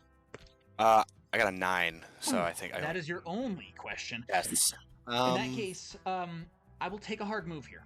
As this creature lurches up and towards you, we see as it almost spins into a dust devil and out of the blacksmith's forge. It swirls up and into the atmosphere proper, seemingly pulling clouds like storm from it. A fire and a smoke begins to swirl, and we see as at the center of town, this dust devil begins to rise. Emmett, it is going to catch you up in the flame unless you try to get away somehow. Perhaps a quick press of a button to a chest, but still an act under pressure nonetheless. What would you like to do? I guess I'm not really familiar with how old forges work, because I'm thinking about just trying to break it. Okay, let's see if we can give it a try. I don't know like how I would break it. Or if that's kind of hand wavy, because I know like the modern equivalent would be like, oh, I'm just gonna fucking unplug it. Turn it off. Yeah. In this case, I think it sounds like an act under pressure. You're trying to injure or harm the forge itself, while this thing is swirling around you, harming you in some way, shape, or form. Yeah, so I suppose I'd try to do that. Rolling to kick some ass, our first time plus tough. Our action scientist has a -1 to that stat. So I had leveled up 1 or 2 rolls ago. Okay. So nice. He would kind of mutter to himself, "No time like the present," and I'm gonna throw my duster away I have improved my little armor since my last adventure. Because the last adventure that I don't think Kevin or Ash were there for was it like an ooze monster, I guess? And you got clobbered pretty good, is what. And I had taken a sample of it to experiment on, and I had noticed that when you put electricity through it, it works kind of like flubber almost. So Oh.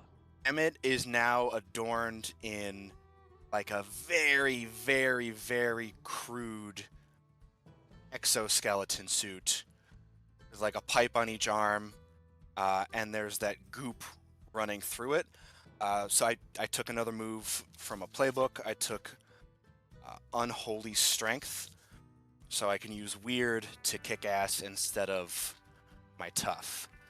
Awesome. From the Monstrous playbook. I love it. All right, what'd you get? So I'm going to turn the dial on my chest to basically electrify the goop to kind of work like an exoskeleton, and I'm going to roll... that's a 12. Yes, nice work. All right, on a 12 plus to kick some ass, you get an enhanced effect.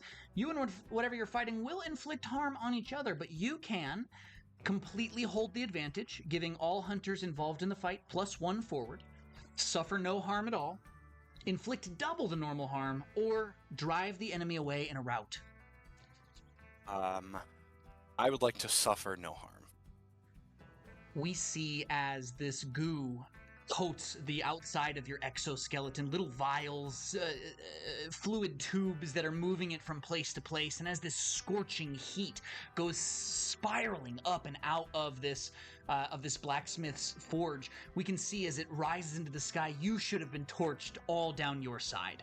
It should have been 3 harm, and instead the goo coats you and protects you from it. And we see you step forward to try to shock the forge. Can you describe your weapon going off, how much harm it does, and what it looks like? Well, this was just... I suppose I have my lightning gun now. Excuse me. So it's... Did you want to use something else instead of your gun? I was just trying to rip like a pipe out of the ground or something to just like bust it. Okay, Yeah. we see heavy things, but again, as you go to pick up that metal, you feel inclined to just sit down for a second. Relax. You don't feel so driven to do anything here. I'm going to need you to act under pressure to do what you're setting out to do here. Well, it's just rude. That's a 7. You'll still manage to make it through, but as you're going to come through, I'll say you can only break one piece of the forge, not breaking any one thing or the whole totality completely, or you can take a -1 forward to rolls moving forward in investigating, as your sharp will be -1 forward. Yeah, I'll take the -1 forward. Price to pay. As smoke singes your eyes, turning them red, we see as you emerge through and your pipe in hand, you clobber pieces of this forge. Clang, bash, boom, the bricks begin to fall. And as we hear this enormous sound and feel Emmett pulling a bandana up over his mouth to try to keep this smoke from scorching his lungs, outside, we see as Abigail backs into Clark and Jackson. The two of you see this enormous swirling dust devil, a Balrog's breath. We see as it torches up into the sky, and around it cinders are beginning to catch on different things, textiles around the town.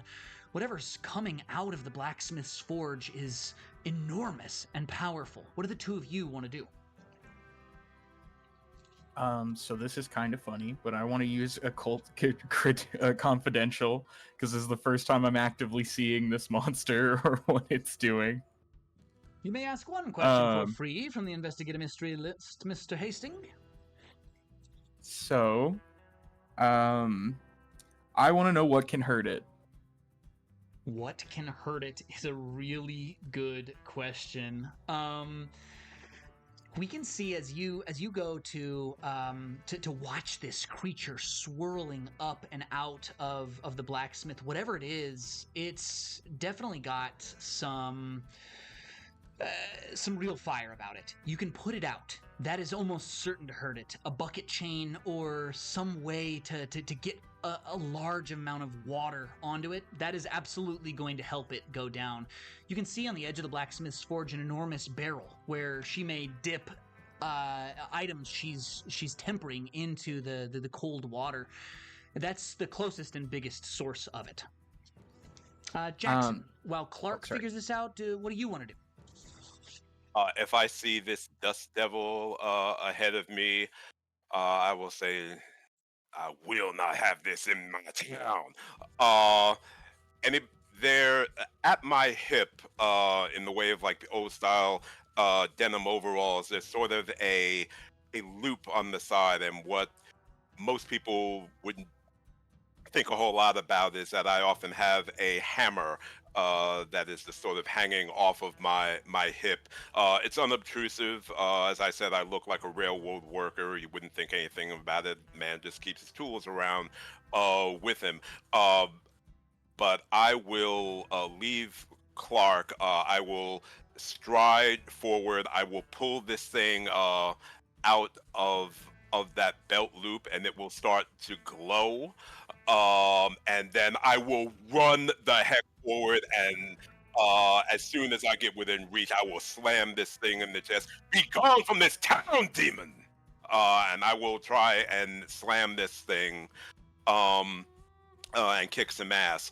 A note, I have smite, so with my divine weapon, this counts as a weakness against what I'm fighting. And your divine weapon, the Thunder Hammer, is 3 harm, hand, stun. Holy. Yes. Goodness me. Roll plus tough, please. Let's go.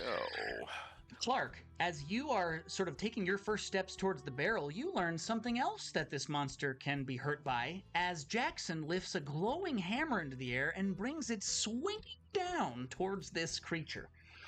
Jackson, what'd you get? Well, I rolled a 10. My tough is 2.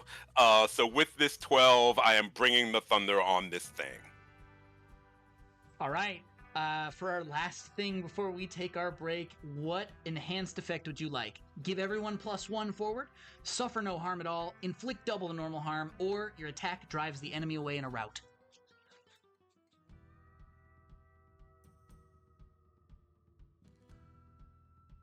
I don't want to rout it. I want to stop it here and now. I am going to try and inflict terrible harm. So on top of the weakness that my weapon already has, I want to do one more on top of that.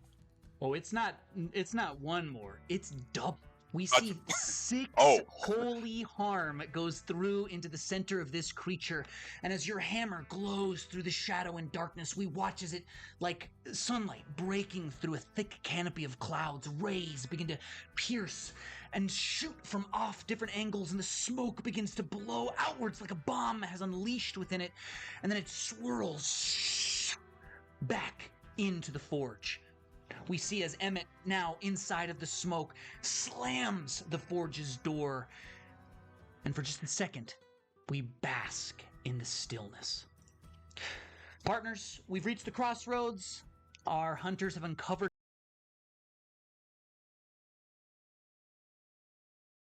the devil's bargain. And tomorrow at high noon, the Howard gang rides in. But for now, we're going to take a quick break. Let's give our hunters a chance to breathe, fill up whatever hard beverages they've chosen to drink this middle of a day Sunday, and get themselves ready for Act 3 of our episode today. We'll be back in just a few minutes. I'll see you in about 15.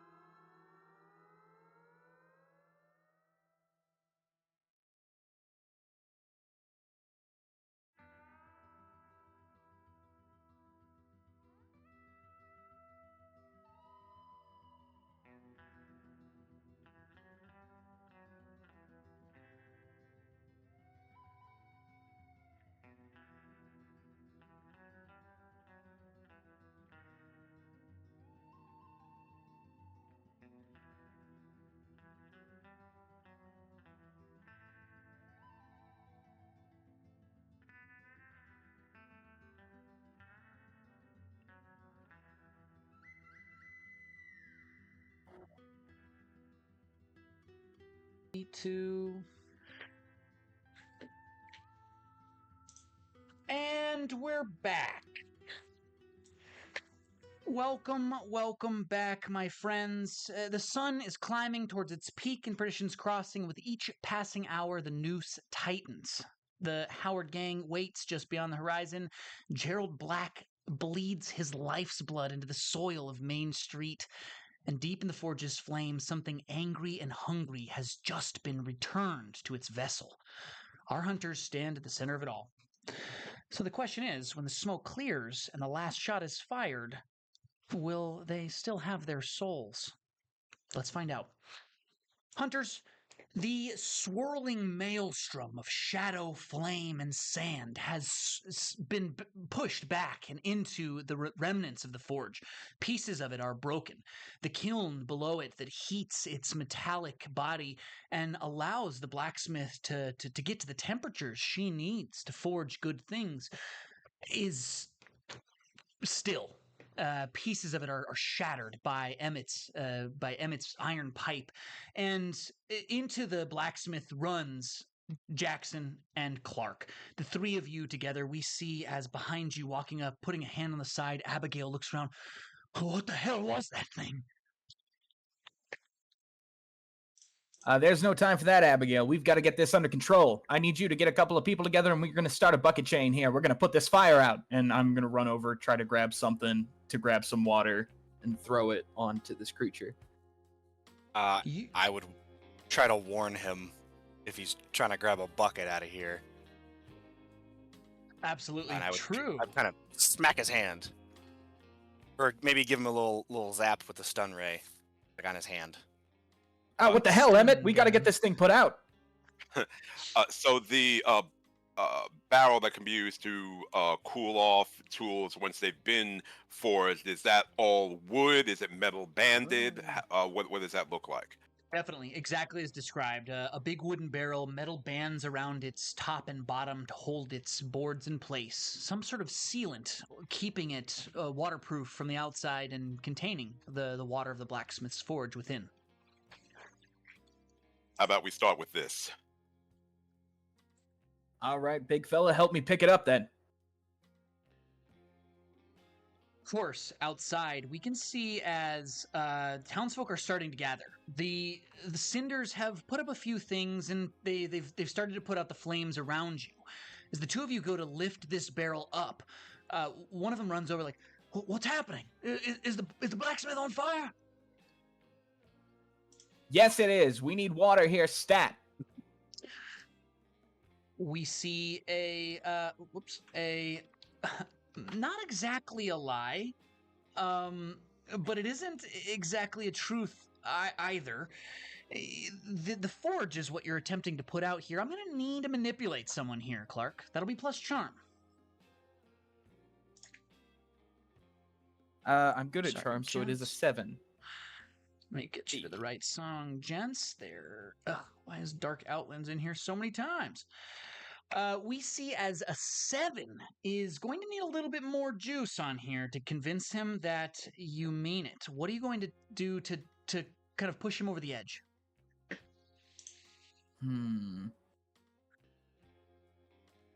I guess I'll just double down. I'll go, damn it, man. Do you want the whole town to go up? This forge is out of control. The town all scrambles. A few folk begin to head your way. As you two go to lift this barrel, I'm going to need an act under pressure from both of you. Okay. Oh, thank God. That's a better. I got an 11. Oh dear. I got 6. Oh dear. I'm sorry, what was that, Kevin? 6. All right, a 6 and an 11. In this case, Clark, as you go to lift this barrel up, you sit on the other side, and the two of you heft it up into the air, and then for some reason, you just feel this thing start to tip. And as it does, we realize that one of the townsfolk is standing in your way, tipping the barrel in front of you.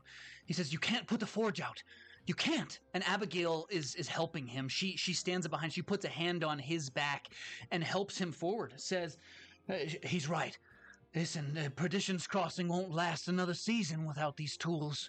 You can't put the forge out. And the two of them, as my hard move, are going to tip the barrel and dump out the blacksmith's water.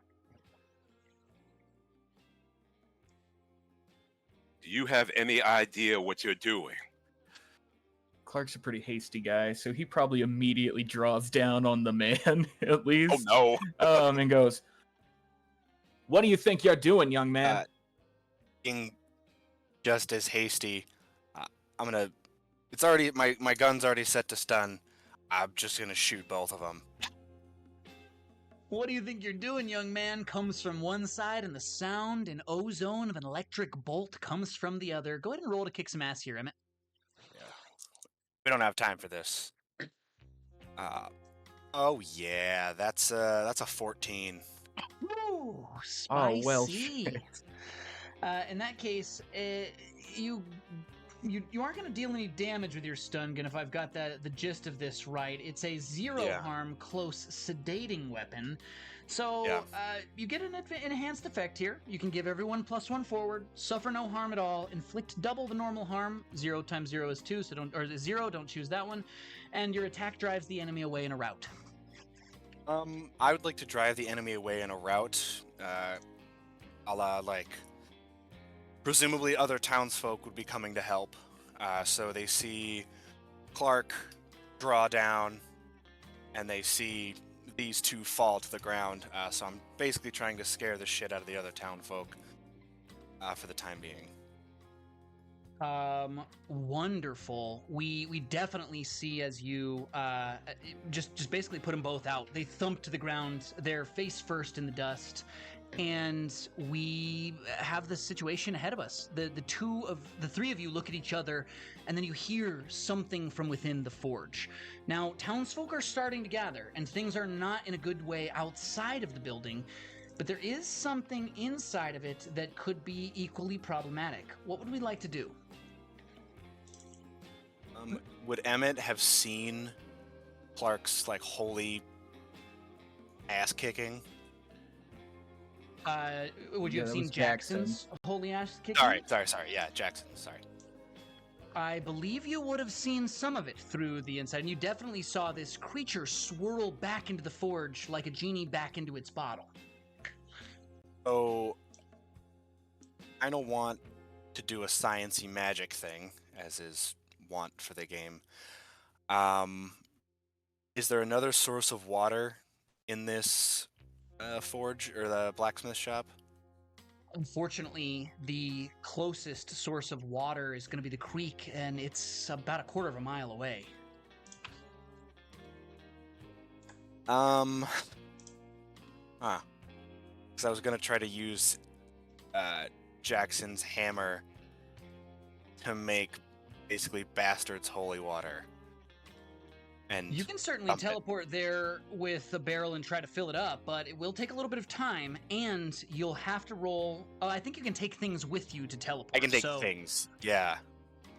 Well, what are you? So you're trying to find holy water? Is that it?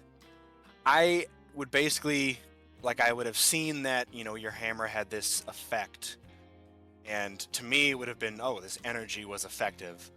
So I would have tried to, if the barrel hadn't tipped, like, basically stick your hand and the hammer in the water to infuse the water with that energy. To try to douse it with, effectively holy water. Or your energy, like smite water. Okay. Diet smite. Interesting. Do you say that out loud, or are you like muttering to yourself as like a thing to try? I think it would be kind of self-mutterings and kind of scanning the hammer, like, this worked. I said, if we can get that in there, I think we can put it out. All right. So, Aaron, what I would say, I do have an answer to that, but I don't know. This is comical because I'm holding a giant glowing hammer. But right now, the only problem I can see is to treat this like a nail. Is there any way? Can I figure out how to either get this thing out so it can be beaten? Do I need to destroy the entire forge? Is there a way I can get this thing out? What what I have to roll to try and figure those things out? Yeah, great questions all. There is certainly some argument for destroying this vessel, but you worry that if you were to destroy the forge itself completely, you may unleash the beast. If that's what you're trying to do, that certainly seems like one way to do it. It also sort of is trapped in there because the door of the hearth is slammed shut. You may be able to summon it out with magic or just coerce it to come out by opening the door and, looking tasty. You're not exactly sure yet, but you could roll to read a bad situation if you'd like. Uh, okay, yeah. Let's roll some dice about it, and I'll see how I go from there. So reading a bad situation sharp, which is yet another one of my negatives. So let's see how this goes. Um, okay, not terrible. So I rolled a 10. That's a 9. Um, so I am reluctant to destroy this forge. I do get that the town needs it. Um, So what I like to do, if I overhear Emmett's mothering, I will reach into the pocket of my overalls and with the divines, what I need when I need it, I will pull out a canteen filled with water. Um, Whoa. I thought you were gonna Nice. say a can of holy water. Like, I don't know if this will work or if with my hammer, but we can can try something to open the front of the forge out and get this thing back out where it can be defeated. The two of you are kind of musing over this plan, and I think Clark's probably the one closest to the door. Clark, when you hear the familiar voice of Sheriff Tom Bradley and the equally familiar voice of Mayor Cornelius Whitman, what do you mean the Howard gang is coming? Where are they? I want to know what they learned this from. And the sheriff says, I'm telling you, sir, that's what I've heard. I was told to tell the citizens to prepare themselves. And the two of them walk up. We can see as the mayor sort of looks at the three of you and says, what the hell are you doing? This forge is helping Perdition's Crossing finally see some grain in the soil, and I come in here and find you three fools trying to shut it off, put out the fires. And why is Abigail on the ground unconscious? All right, Sheriff, I'm gonna need you to listen to me here. See, things got out of hand really fast. Abigail here, she's trying to do something with the forge, and it just started lighting on fire, spilled out into the street. You can ask all these fine people here. And then when we try to get this whole situation under control and finally put this forge out, she goes haywire and tries to attack us. Well, I think So, she has every right to defend her property, don't you? Somebody was coming into your place of business, Mr. Hastings, and trying to shut down whatever it is you do. Wouldn't you be hard put to not defend your livelihood? all right, Sheriff, I'm gonna need you to take a walk with me here, and I'm gonna put my arm around him and start bringing him out of the building as I try to talk to him. The sheriff, he harumps as you pull him aside, and Mayor Cornelius Whitman looks at the other two of you, and he says, you'll put a gravestone over the town of Perdition's Crossing if you shut that forge down. You hear me? A gravestone. Now, we should Um, all be getting ready for the Howard gang to arrive, and I don't see a lot of y'all doing what needs doing. I want to see guns on rooftops, lookouts posted on the outward hills. Jackson Church, a man of the railroad like yourself, what's with this superstitious nonsense? You've been here long enough to understand that there are things that we don't understand. I'm telling you, this is one of them.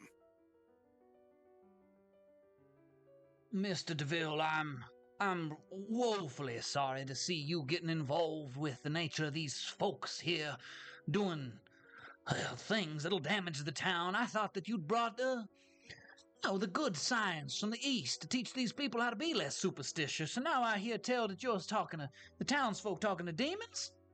What's the meaning of this, Mr. DeVille?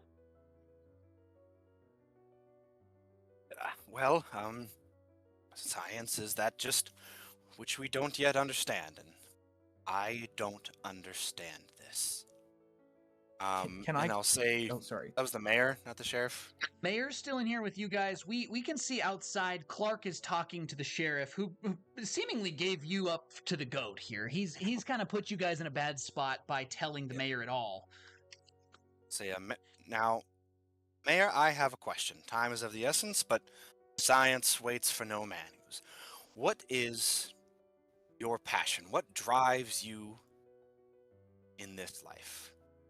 Well, Mr. DeVille, I'm a mayor of a small town in the frontier that could go under at any time, and its civilians could starve, die of some gangrenous infection, or be shot down in the streets by outlaws like the ones that are coming here tomorrow. I have a great passion for keeping my peoples safe. So, as he's kind of thinking to himself with a gloved hand, I'll pick up presumably a nail that's been forged laying around, and I'll toss it to him and tell him to catch. He catches it in his palm, and as he does, he sort of like holds it. He says, "Well, now I'm starting to think that you might be the loony that the townsfolk are saying you are, Mr. DeVille. What is the meaning of this fastener here?" And I say, I am sorry. I said, my ears are starting to go. I said, what was your passion again? Almost as if he's looking into the base of a dark well, waiting for the bucket that still has yet to emerge in sight through the water. He looks confused.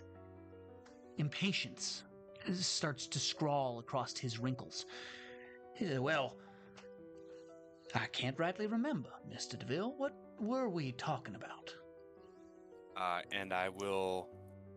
It's not going to be a good roll, but I'll say, what good is passion, or what good is prosperity if the people aren't happy enough to enjoy it? Basically trying to get him off of our back. We see a charm roll is imminent here. Is but there anything I can say to sort of convince him of this? I will try and put a hand on the mayor's shoulder, and I will say, "There, you do know what your happiness is. It is to help the people of this town. It is to protect the people of this town. There is evil here. Let us do our work." And I'm Jackson, hoping roll to help out here. I love that. yes. That's good. Okay. +2 to Jackson's cool. It is nonetheless. It is still only an 8. An 8 will still give you some 1 to your roll here. So for Emmett, you'll add a +1 forward. However, you will expose yourself to trouble or danger. So we'll get to that in a bit. Emmett, go ahead and roll your dice. All right, so I got a 6, so then that would be a 7. So you rolled 7 -1 to Yes. charm, and then added Yeah, 1. so- I love it. I love Yeah, it. so I break it a 7. A 7 is a mixed success. We see the mayor look down, and outside, which we're going right away, we can already hear the angry shouts and voices of townsfolk coming up to try to lend their voice to the blacksmith's forge. They don't want this done, and the mayor looks out past them and says, "The townsfolk are speaking against your actions, gentlemen, and I'm just afraid that I don't know if I can let you do this." What do you say to push him over? What do you say to break this camel's back? And I say, you've seen the wonders that I can perform with my technology. I said, think if we put that to use. I said, forge can be rebuilt, its people cannot. Basically, kind of a tacit offer. Like I will use. I'll do it. Yeah, I'll do it. My sciencey science will help with everything in the meantime. The mayor shakes his head and says, "I'll see what I can do." But outside we can see Clark and the sheriff. And Sheriff Tom Bradley looks at you and says, "I'm sorry, Clark. I didn't do it. I was trying to organize the townsfolk. Next thing you know, I've got the mayor breathing down my neck." Tell me this, Sheriff. Did you at least get the people armed? I look out at the crowd. And you can see that all of the people in the crowd are sufficiently armed. In fact, it's an incredibly dangerous situation for the likes of you who are trying to shut this forge down. I did figure. So I'm gonna go, all right, Sheriff, give me a moment. And I just kind of push him out of my way, and I go to address the crowd, kind of throw my hands up, and I'm like, ladies and gentlemen of Perdition's Crossing, we all know that this town has its fair share of some fantastical elements. And one of those things that's plaguing your fine city is this Howard gang. The Howard gang here is coming for one thing and one thing only, and it's whatever is in that building. And me and my associates are here to protect you and your like from all sorts of unknown harms and dangers. And I need you on those rooftops pointed east so you can get the Howards as soon as they ride into town. Clark, an absolutely goosebumps speech. Go ahead and roll plus charm, please. That is a 10. A 10 is a perfect success. The townsfolk, they're looking at you. They said, there is strange things in town, Mr. Hastings. Why can't we have one of them be good for once? And you see across the way the assayer that you saw in the bar, Alvaro, he says, these tools have been good for us. And I do not feel the cut of the despair that I feel sometimes. I may not be as happy, Mr. Hastings, but is it so bad to not be as sad? And you can see the townsfolk, a few of them are already moving towards positions. We can see one of them scrambling over to the general store. Ethel's helping a few folks up the ladder towards the battlements. And things are happening like you've asked them to happen, but a few of the folks are trying to convince you otherwise. And I'll address the concerns of the crowd. I'll go, ladies and gentlemen, life is an ocean. Without the waves, there is no calm. If it's all flat water, what's the point of living? Alvaro nods. You need your highs just like you need your lows. And if you want to live in a boring, dead nothing, then you can wait for somebody to take your wonders from you. Or you can fight for them, and you can feel your pain and live your joys. Sheriff is slow clapping, and Alvaro and the other folks here turn kind of dejected. You're right.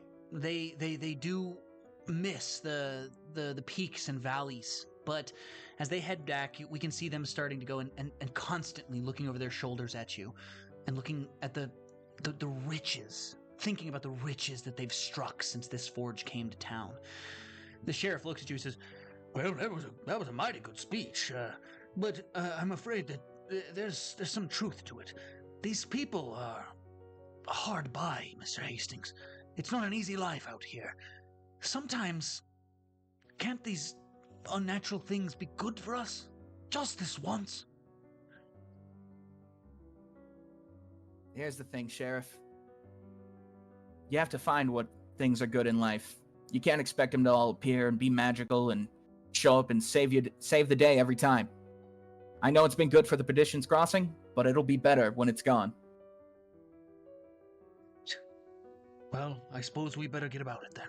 And he heads back in, and we can see Cornelius Whitman is the mayor's heading out just past you. He shakes his head, and then he looks at you, Clark. He says, well, I hope you don't ever run for office, Mr. Hastings. I might find myself out of a job. Oh, don't worry. My blood's not black enough for that, Mayor. Well, I suppose I can count my blessings then. I'll be grabbing my Winchester and heading to the rooftops myself. And he pats you on the shoulder, and he heads off to go and ready to defend the town. We can see the three of you now looking at the forge. This thing is hammering away at the metal on the inside. Clang, clang, clang, clang. You can see something is or you can hear and feel and sense that something is moving about inside of this metal chamber. And the heat of this room that's giving off, again, you alone feel it like a cold. Jackson and Clark both feel a raging inferno. Whatever it was inside of there, whatever that creature is, we have a second now to breathe before we unleash it back on the world. Who would like to roll to investigate a mystery or read a bad situation here? Well, if we're still trying to figure out if that holy water thing would work, and we're trying to coax this thing out, then we can try and perhaps have Emmett pour the water over my hammer onto my hand, and I can try and yank the grate open.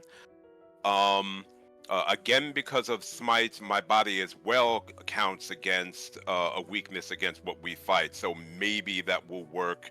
Open the grate and get this thing back out where we can deal with it and keep the forge going.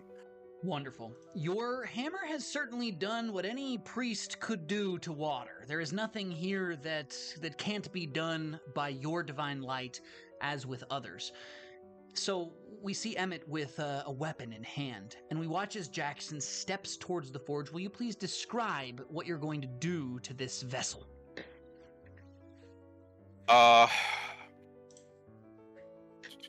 I guess just that. So this hammer, it's not just blunt on both ends; it's a railroad spike. So it's blunt on one end and sort of like a pry bar on the other.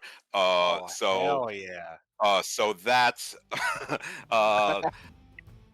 canteen that I pulled out and gave you. I will say. I'm gonna try and put the pry bar in towards the top. I'll ask you to pour the um, canteen out over that onto my hand, and then I'm gonna try and just grab it, and you'll see like this golden glow from my hand. I'm gonna put my foot on the forge and just try and yank this thing open and get ready to literally beat the hell out of whatever comes out.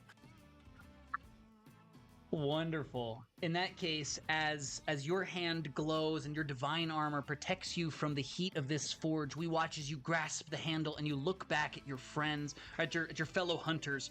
Emmett, Clark, what does Jackson see you doing as he looks back to make sure that you're ready? Also, to spice this up, if I need protection, the overalls I'm wearing are glowing somewhat. So not just my hammer, the overalls I'm wearing as well are giving off this faint white glow. A little divine armor. All right, let's start with Connor. Emmett, what is Emmett doing when Jackson looks back to assure that you're ready?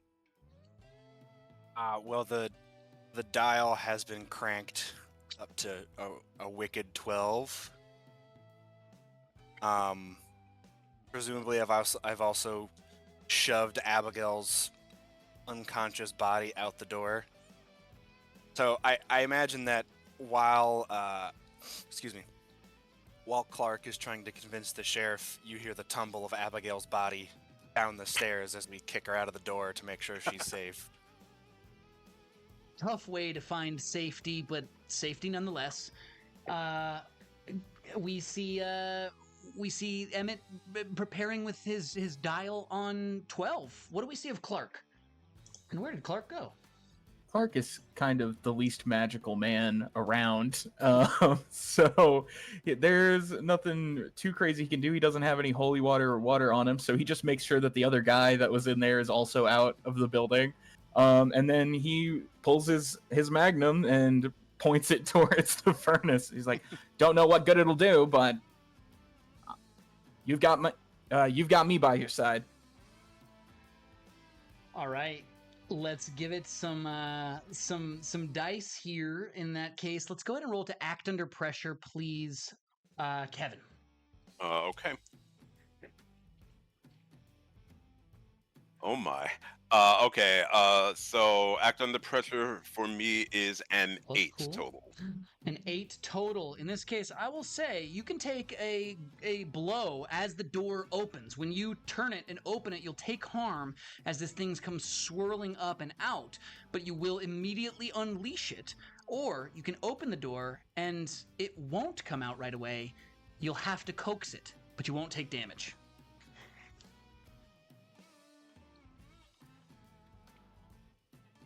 Now Sounds I gotta like- get this thing out to be dealt with. Yeah. It sounds like the goal is probably the former. So Yeah. we'll see as you go to unleash this thing. We turn the handle, the iron door creaks open, and it hits you, slamming you back into the wall and manifesting up and out of the flames, pulling itself with human-like limbs. is a spirit or a humanoid creature of some kind made of spirit and flame. Its body is iridescent with the heat of mirage, shimmering like you can't quite see any one thing clearly.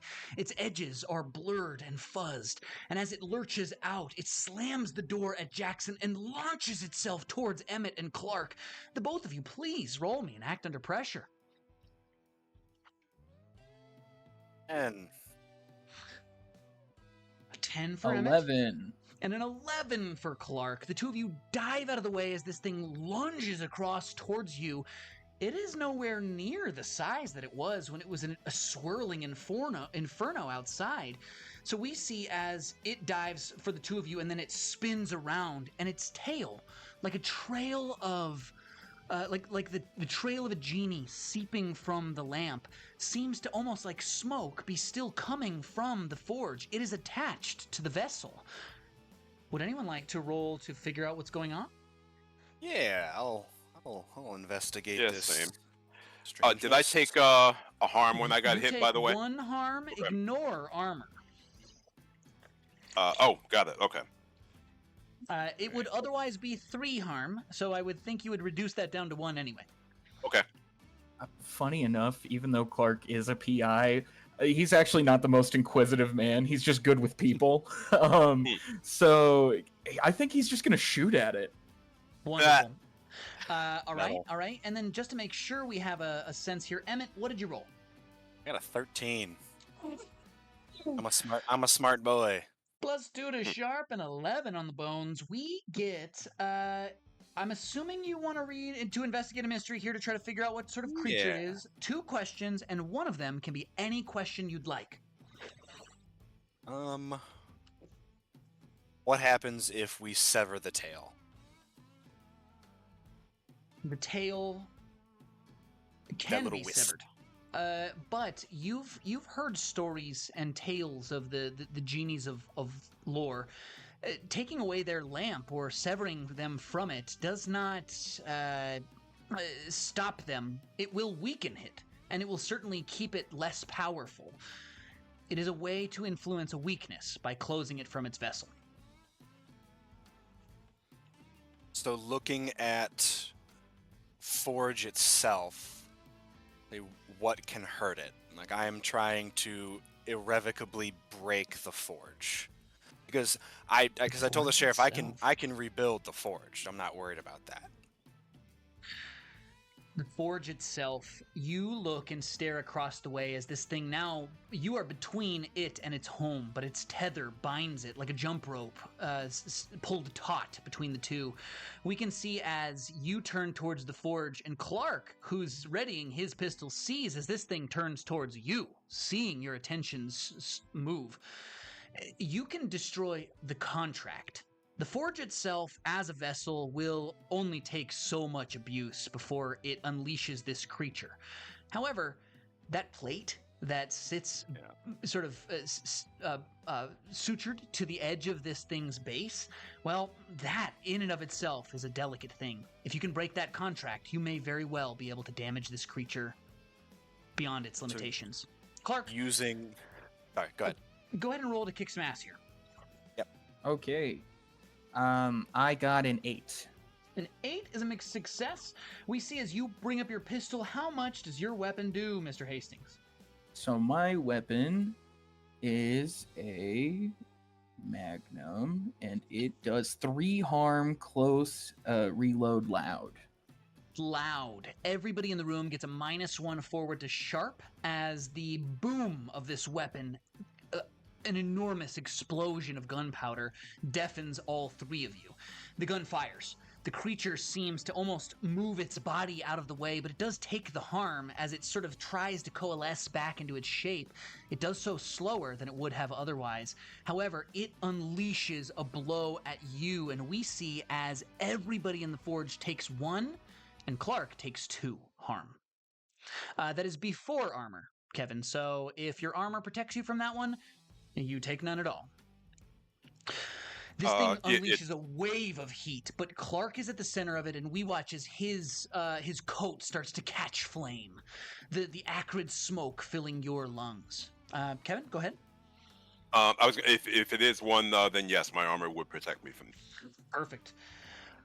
Clark, as you shoot your gun, where do you want to position yourself in this battle? The blacksmith's forge is small, but now that this creature has been unleashed, you can take cover behind any buildings or behind the hitching post at the building next door.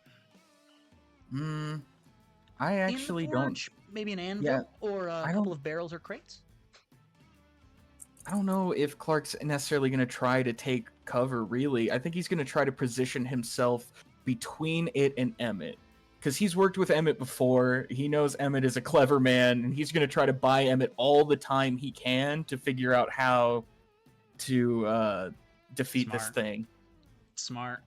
All right, right on. Let's turn quickly to Jackson. Jackson Church is picking himself up, the pieces of the broken boards that you've smashed through, splinters pricking at your back. You pull yourself up, and we can kind of see you a little dazed to look around and realize that this creature is looking directly at Emmett, and Emmett is taking his first steps towards the forge. Clark, back to the action scientist, his gun in hand, readies his shot for another fire at this creature. Jackson, what do you want to do? I'm immediately gonna jump up, running hammer over my head to try and slam this down. Focus on me, demon. And I'm just gonna try and beam him in the back of the head. Oof. Ouch. Monkey punch. We see as you ready your blow. Go ahead and roll to kick some ass for me. Hold those dice for just a moment. Rolling plus weird with your monstrous fury. We see as Emmett takes a step forward. Emmett, what do you want to do with the information you learned? I would like to... I don't know if it's like a retcon, but if I would have tried to smash it myself, but if I saw Clark getting up, I'd figure that if his hammer did that to the demon, it could break this plate a lot. Jackson, sorry. Break this a lot easier than I could. So I think I would have tried to yell like, the plate in the floor. Ooh, nice. Trying to influence Jackson to go ahead and roll to manipulate someone here. Plus charm. If you can convince him, he might be able to get some experience. But if your dice are bad, well, you might get some instead. That's a 4. A 4 means you go ahead and mark experience, unless you'd like to use your luck point here. Yeah, sure, because it's we're at the end there. Yeah, so I'll say I'll use the luck there. Wonderful. Turning the roll to a 12 or avoiding damage from an injury. I will be hitting you if you do not choose that move. Which would you prefer? What do you mean? Well, the luck allows you to turn the roll to a 12 or take no harm from an injury. Since you rolled low, this creature will be trying to take a strike against you. No, I would say I would feel that solution would be too important to not convey, so I would tell him that. Wonderful. In that case, you mark a 12 on your manipulate someone, and for Jackson, if you do what they ask, you mark experience and get +1 forward to do it. However, this creature lunges forward, and we see as it swirls dust, almost like in a wave in front of it. Its hand and a whole bit of glass, sand turned hot to glass, molten, jagged, sharp spines emerge from the ground. We see as Clark is in the front of this. He's certainly going to take that damage if he doesn't do it, but it's aimed at Emmett. Clark, do you want to try to protect Emmett here? I do want to try to protect Emmett here. Standing in the way, you're certainly positioned to do so. A protect someone is going to be plus tough. That's not Clark's strongest stat. Still an 8. Still got an 8. An 8 will do it. You protect them okay, but you'll suffer some or all of the harm they were going to get. Would you like to split it or take it all? I'll take it all. It's okay. In that case, Clark, you take 3 harm. Are you still alive? I am still alive, yeah. I'm not looking good, but I'm still alive. I am unstable with 2 health left. Glass ripples up through like the spine of a stegosaurus, broken, shattered fragments, ice ripping up out of the ground. It's hot, and it glitters in the light of the lantern that swings from the corner of the blacksmith's forge, and it nearly tears you in twain. The first piece of this that hits you digs deep into your calf. It emerges from the other side as a sharp needle point, and then the next one nearly takes your leg from your hip bones. Clark, you're in grievous, terrible danger, but you manage to shatter, reaching back with the butt of your gun, and you break the glass before its chain continues into Emmett's unprotected back. He shouts at Jackson, and Jackson, you hear as Emmett says, "Go for the plate." But now, the situation unfolding before you, what do you do, Jackson?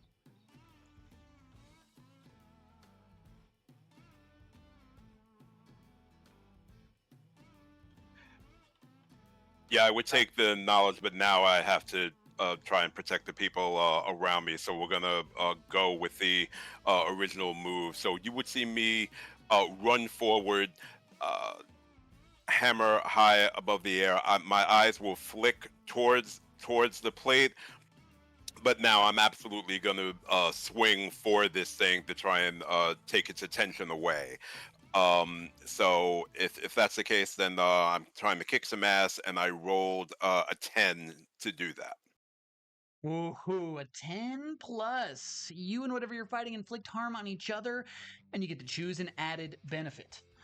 We see either take one less harm, give one person in the fight +1 forward, inflict one more harm, or force them where you want them.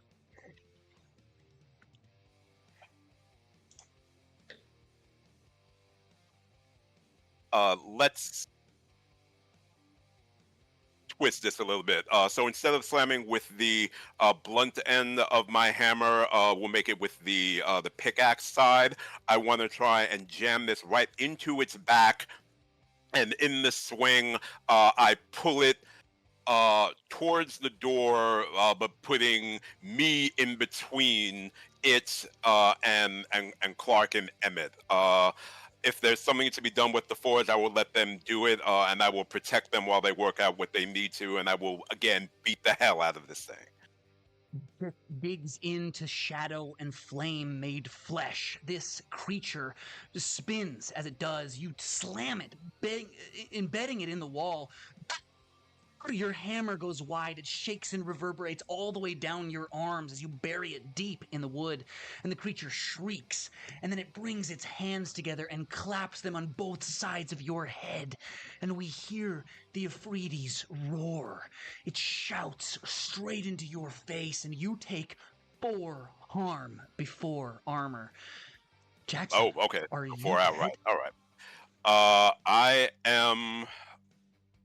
I am not. So another 4. No, I am still up. Battered, but still up.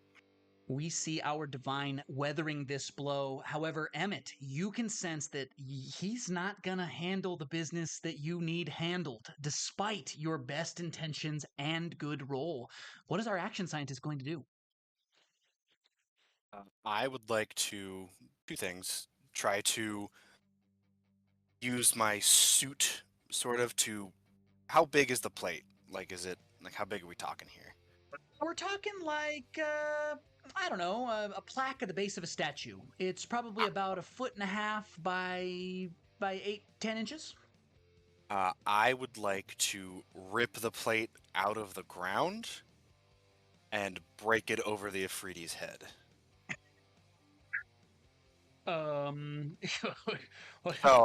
You want to deal with that how you will. You want to do what now, Connor?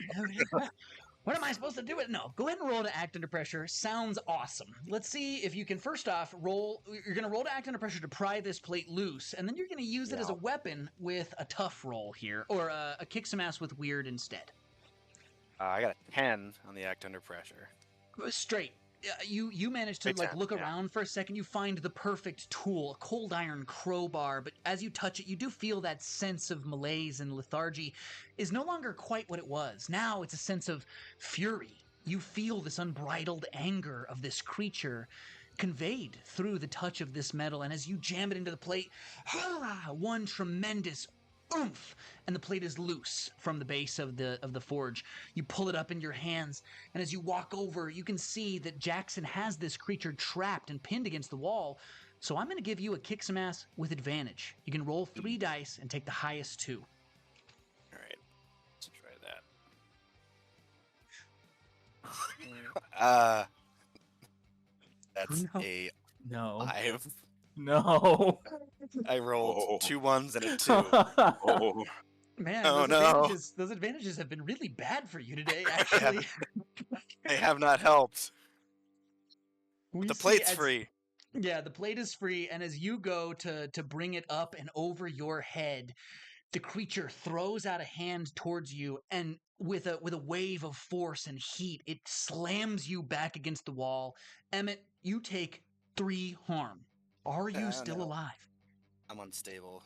Is that before armor or after armor? Before armor. So if you have some armor, you can reduce it. But you are thrown backwards once again into the wall of the forge, and we see as the plate goes tumbling down. Everybody hears it. Clark and Jackson both hear the metal thing ding, ding, ding, ding, ding as it hits the ground. But Jackson's engaged, Clark, and he can't get away from the edge of his pick. He's holding this creature in hand. What is our gumshoe going to do? So I'm gonna go for the plaque. How thick are we talking? Do I feel like it would do anything to shoot this plaque? You're certainly going to be able to put a bullet hole in it at close range with a magnum. All right. So I want to do 2 things then. Cause I'm not very smart with magic, and in Clark's head, metal melts. So I want to throw it into the furnace and shoot it with the gun as I throw it. Oh, this is cool. The metal is not the Afridi. It is just a regular old piece of metal. As you scramble over, we watch Clark do a somersault, pick the thing up, throw it across the room, and as it lands in air, go ahead and roll to kick some ass for me, Ash. I have to use luck. I can't do this. I literally just rolled a 4. Oh. I rolled a 5 with my modifier, but I'm gonna use some luck to make this a 12. There's a timeline where the bullet ricochets off this metal and hits one of your fellow hunters. And instead, as we watch this thing spin in slow motion towards the forge, it tumbles and settles into the coals. And Clark pulls his weapon and fires into the inferno. The burst goes off. Everyone hears the boom and explosion of gunpowder, and we see the metal plate buckle. And in the center, a smoldering hole begins to form. Like ashes, it starts to turn into black. The whole metal begins to twist and turn into a crumpled ball. We hear the Afridi screech. Its voice full of pain and agony. It twists under the divine pick, holding it to the wall. It smashes Jackson back. Jackson, what do you want to do as it tries to level its fist towards you, aiming to get through you to Clark?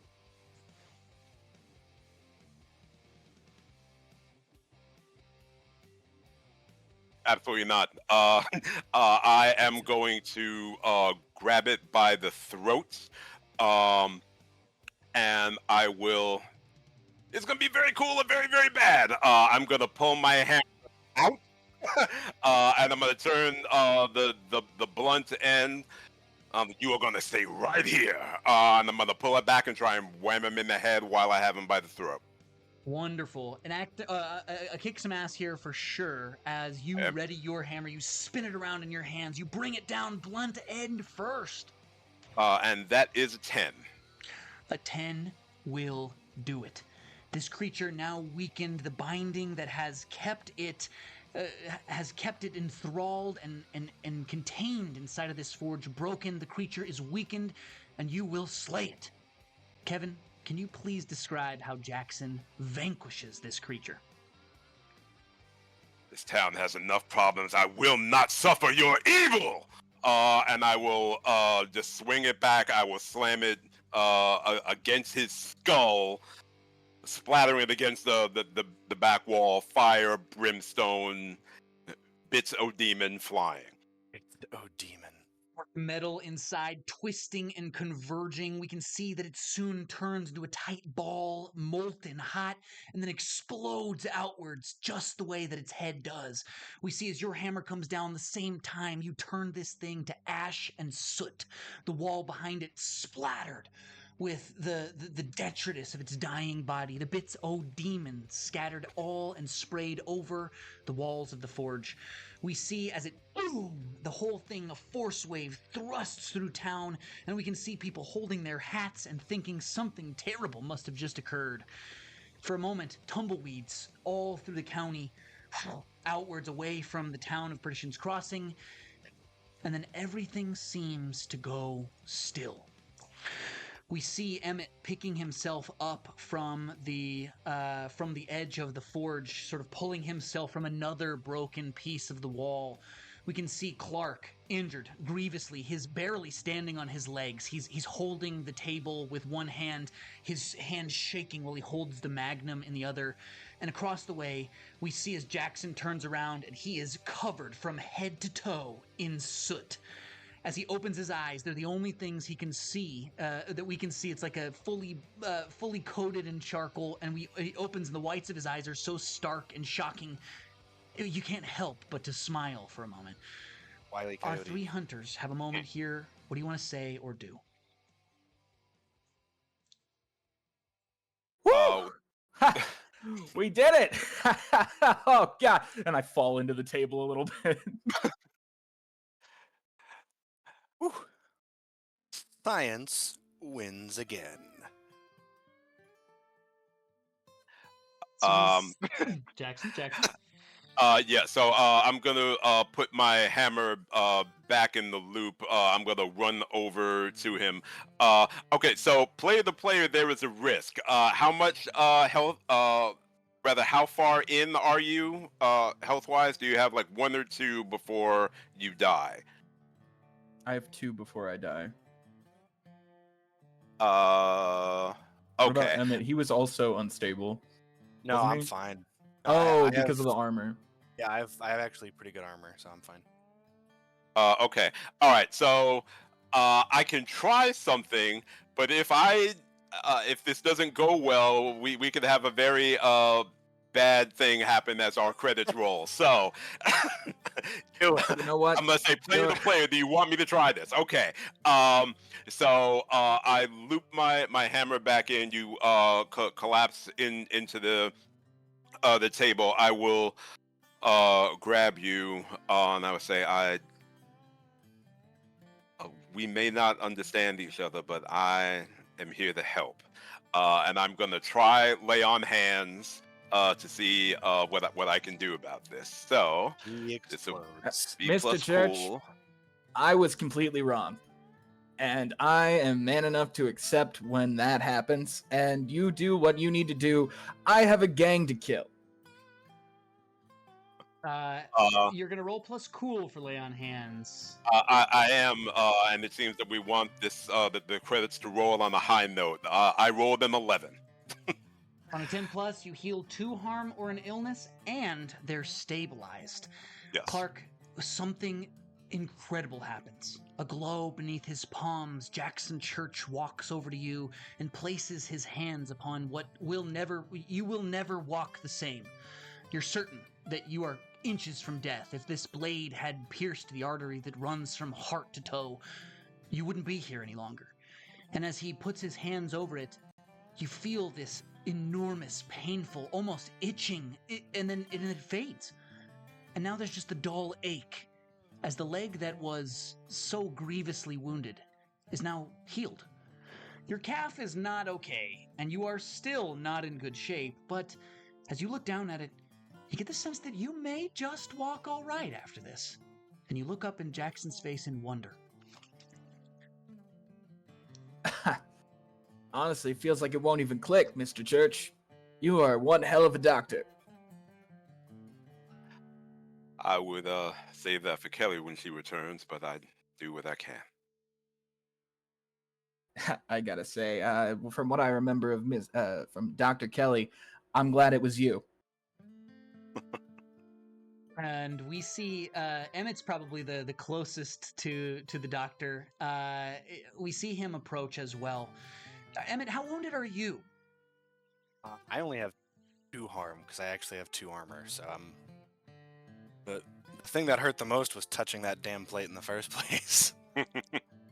We see as you stumble over, and just as Abigail is starting to kind of raise her head from the sands, shaking what is clearly a headache off the hangover of the stun, and she looks over and she says, "Damn it, Emmett, did you do some sciencey shit again?" No, I think it was I kind of nod over to Jackson. I go, magic. Yeah, it was him and that magic.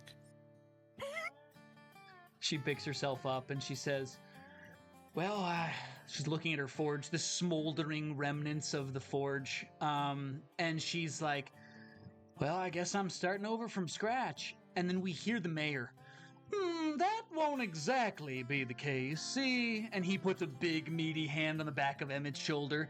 "Mr. DeVille here has volunteered his efforts to making sure that your blacksmithery and forge are back to better than they were before.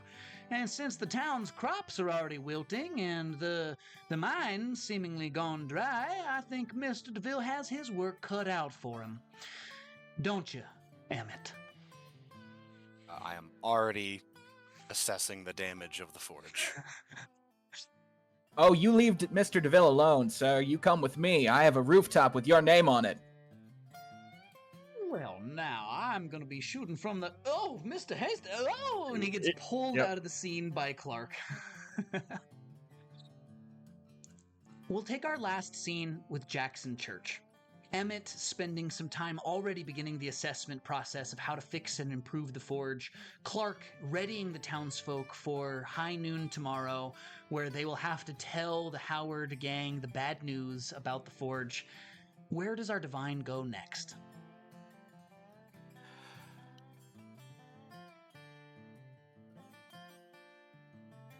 I would wipe the soot off my eyes if I have any sense of where this forge might have come from, or where I can find something about it, or if there's anything else in town that might know of or try and make a bargain. I would try and figure that information out, and I would go to this sort of this cave on the outskirts of town. It's not well lit. It is in an area that hasn't been mined or anything like that. It is filled um, with money, with supplies, with medicine, with food, with candy.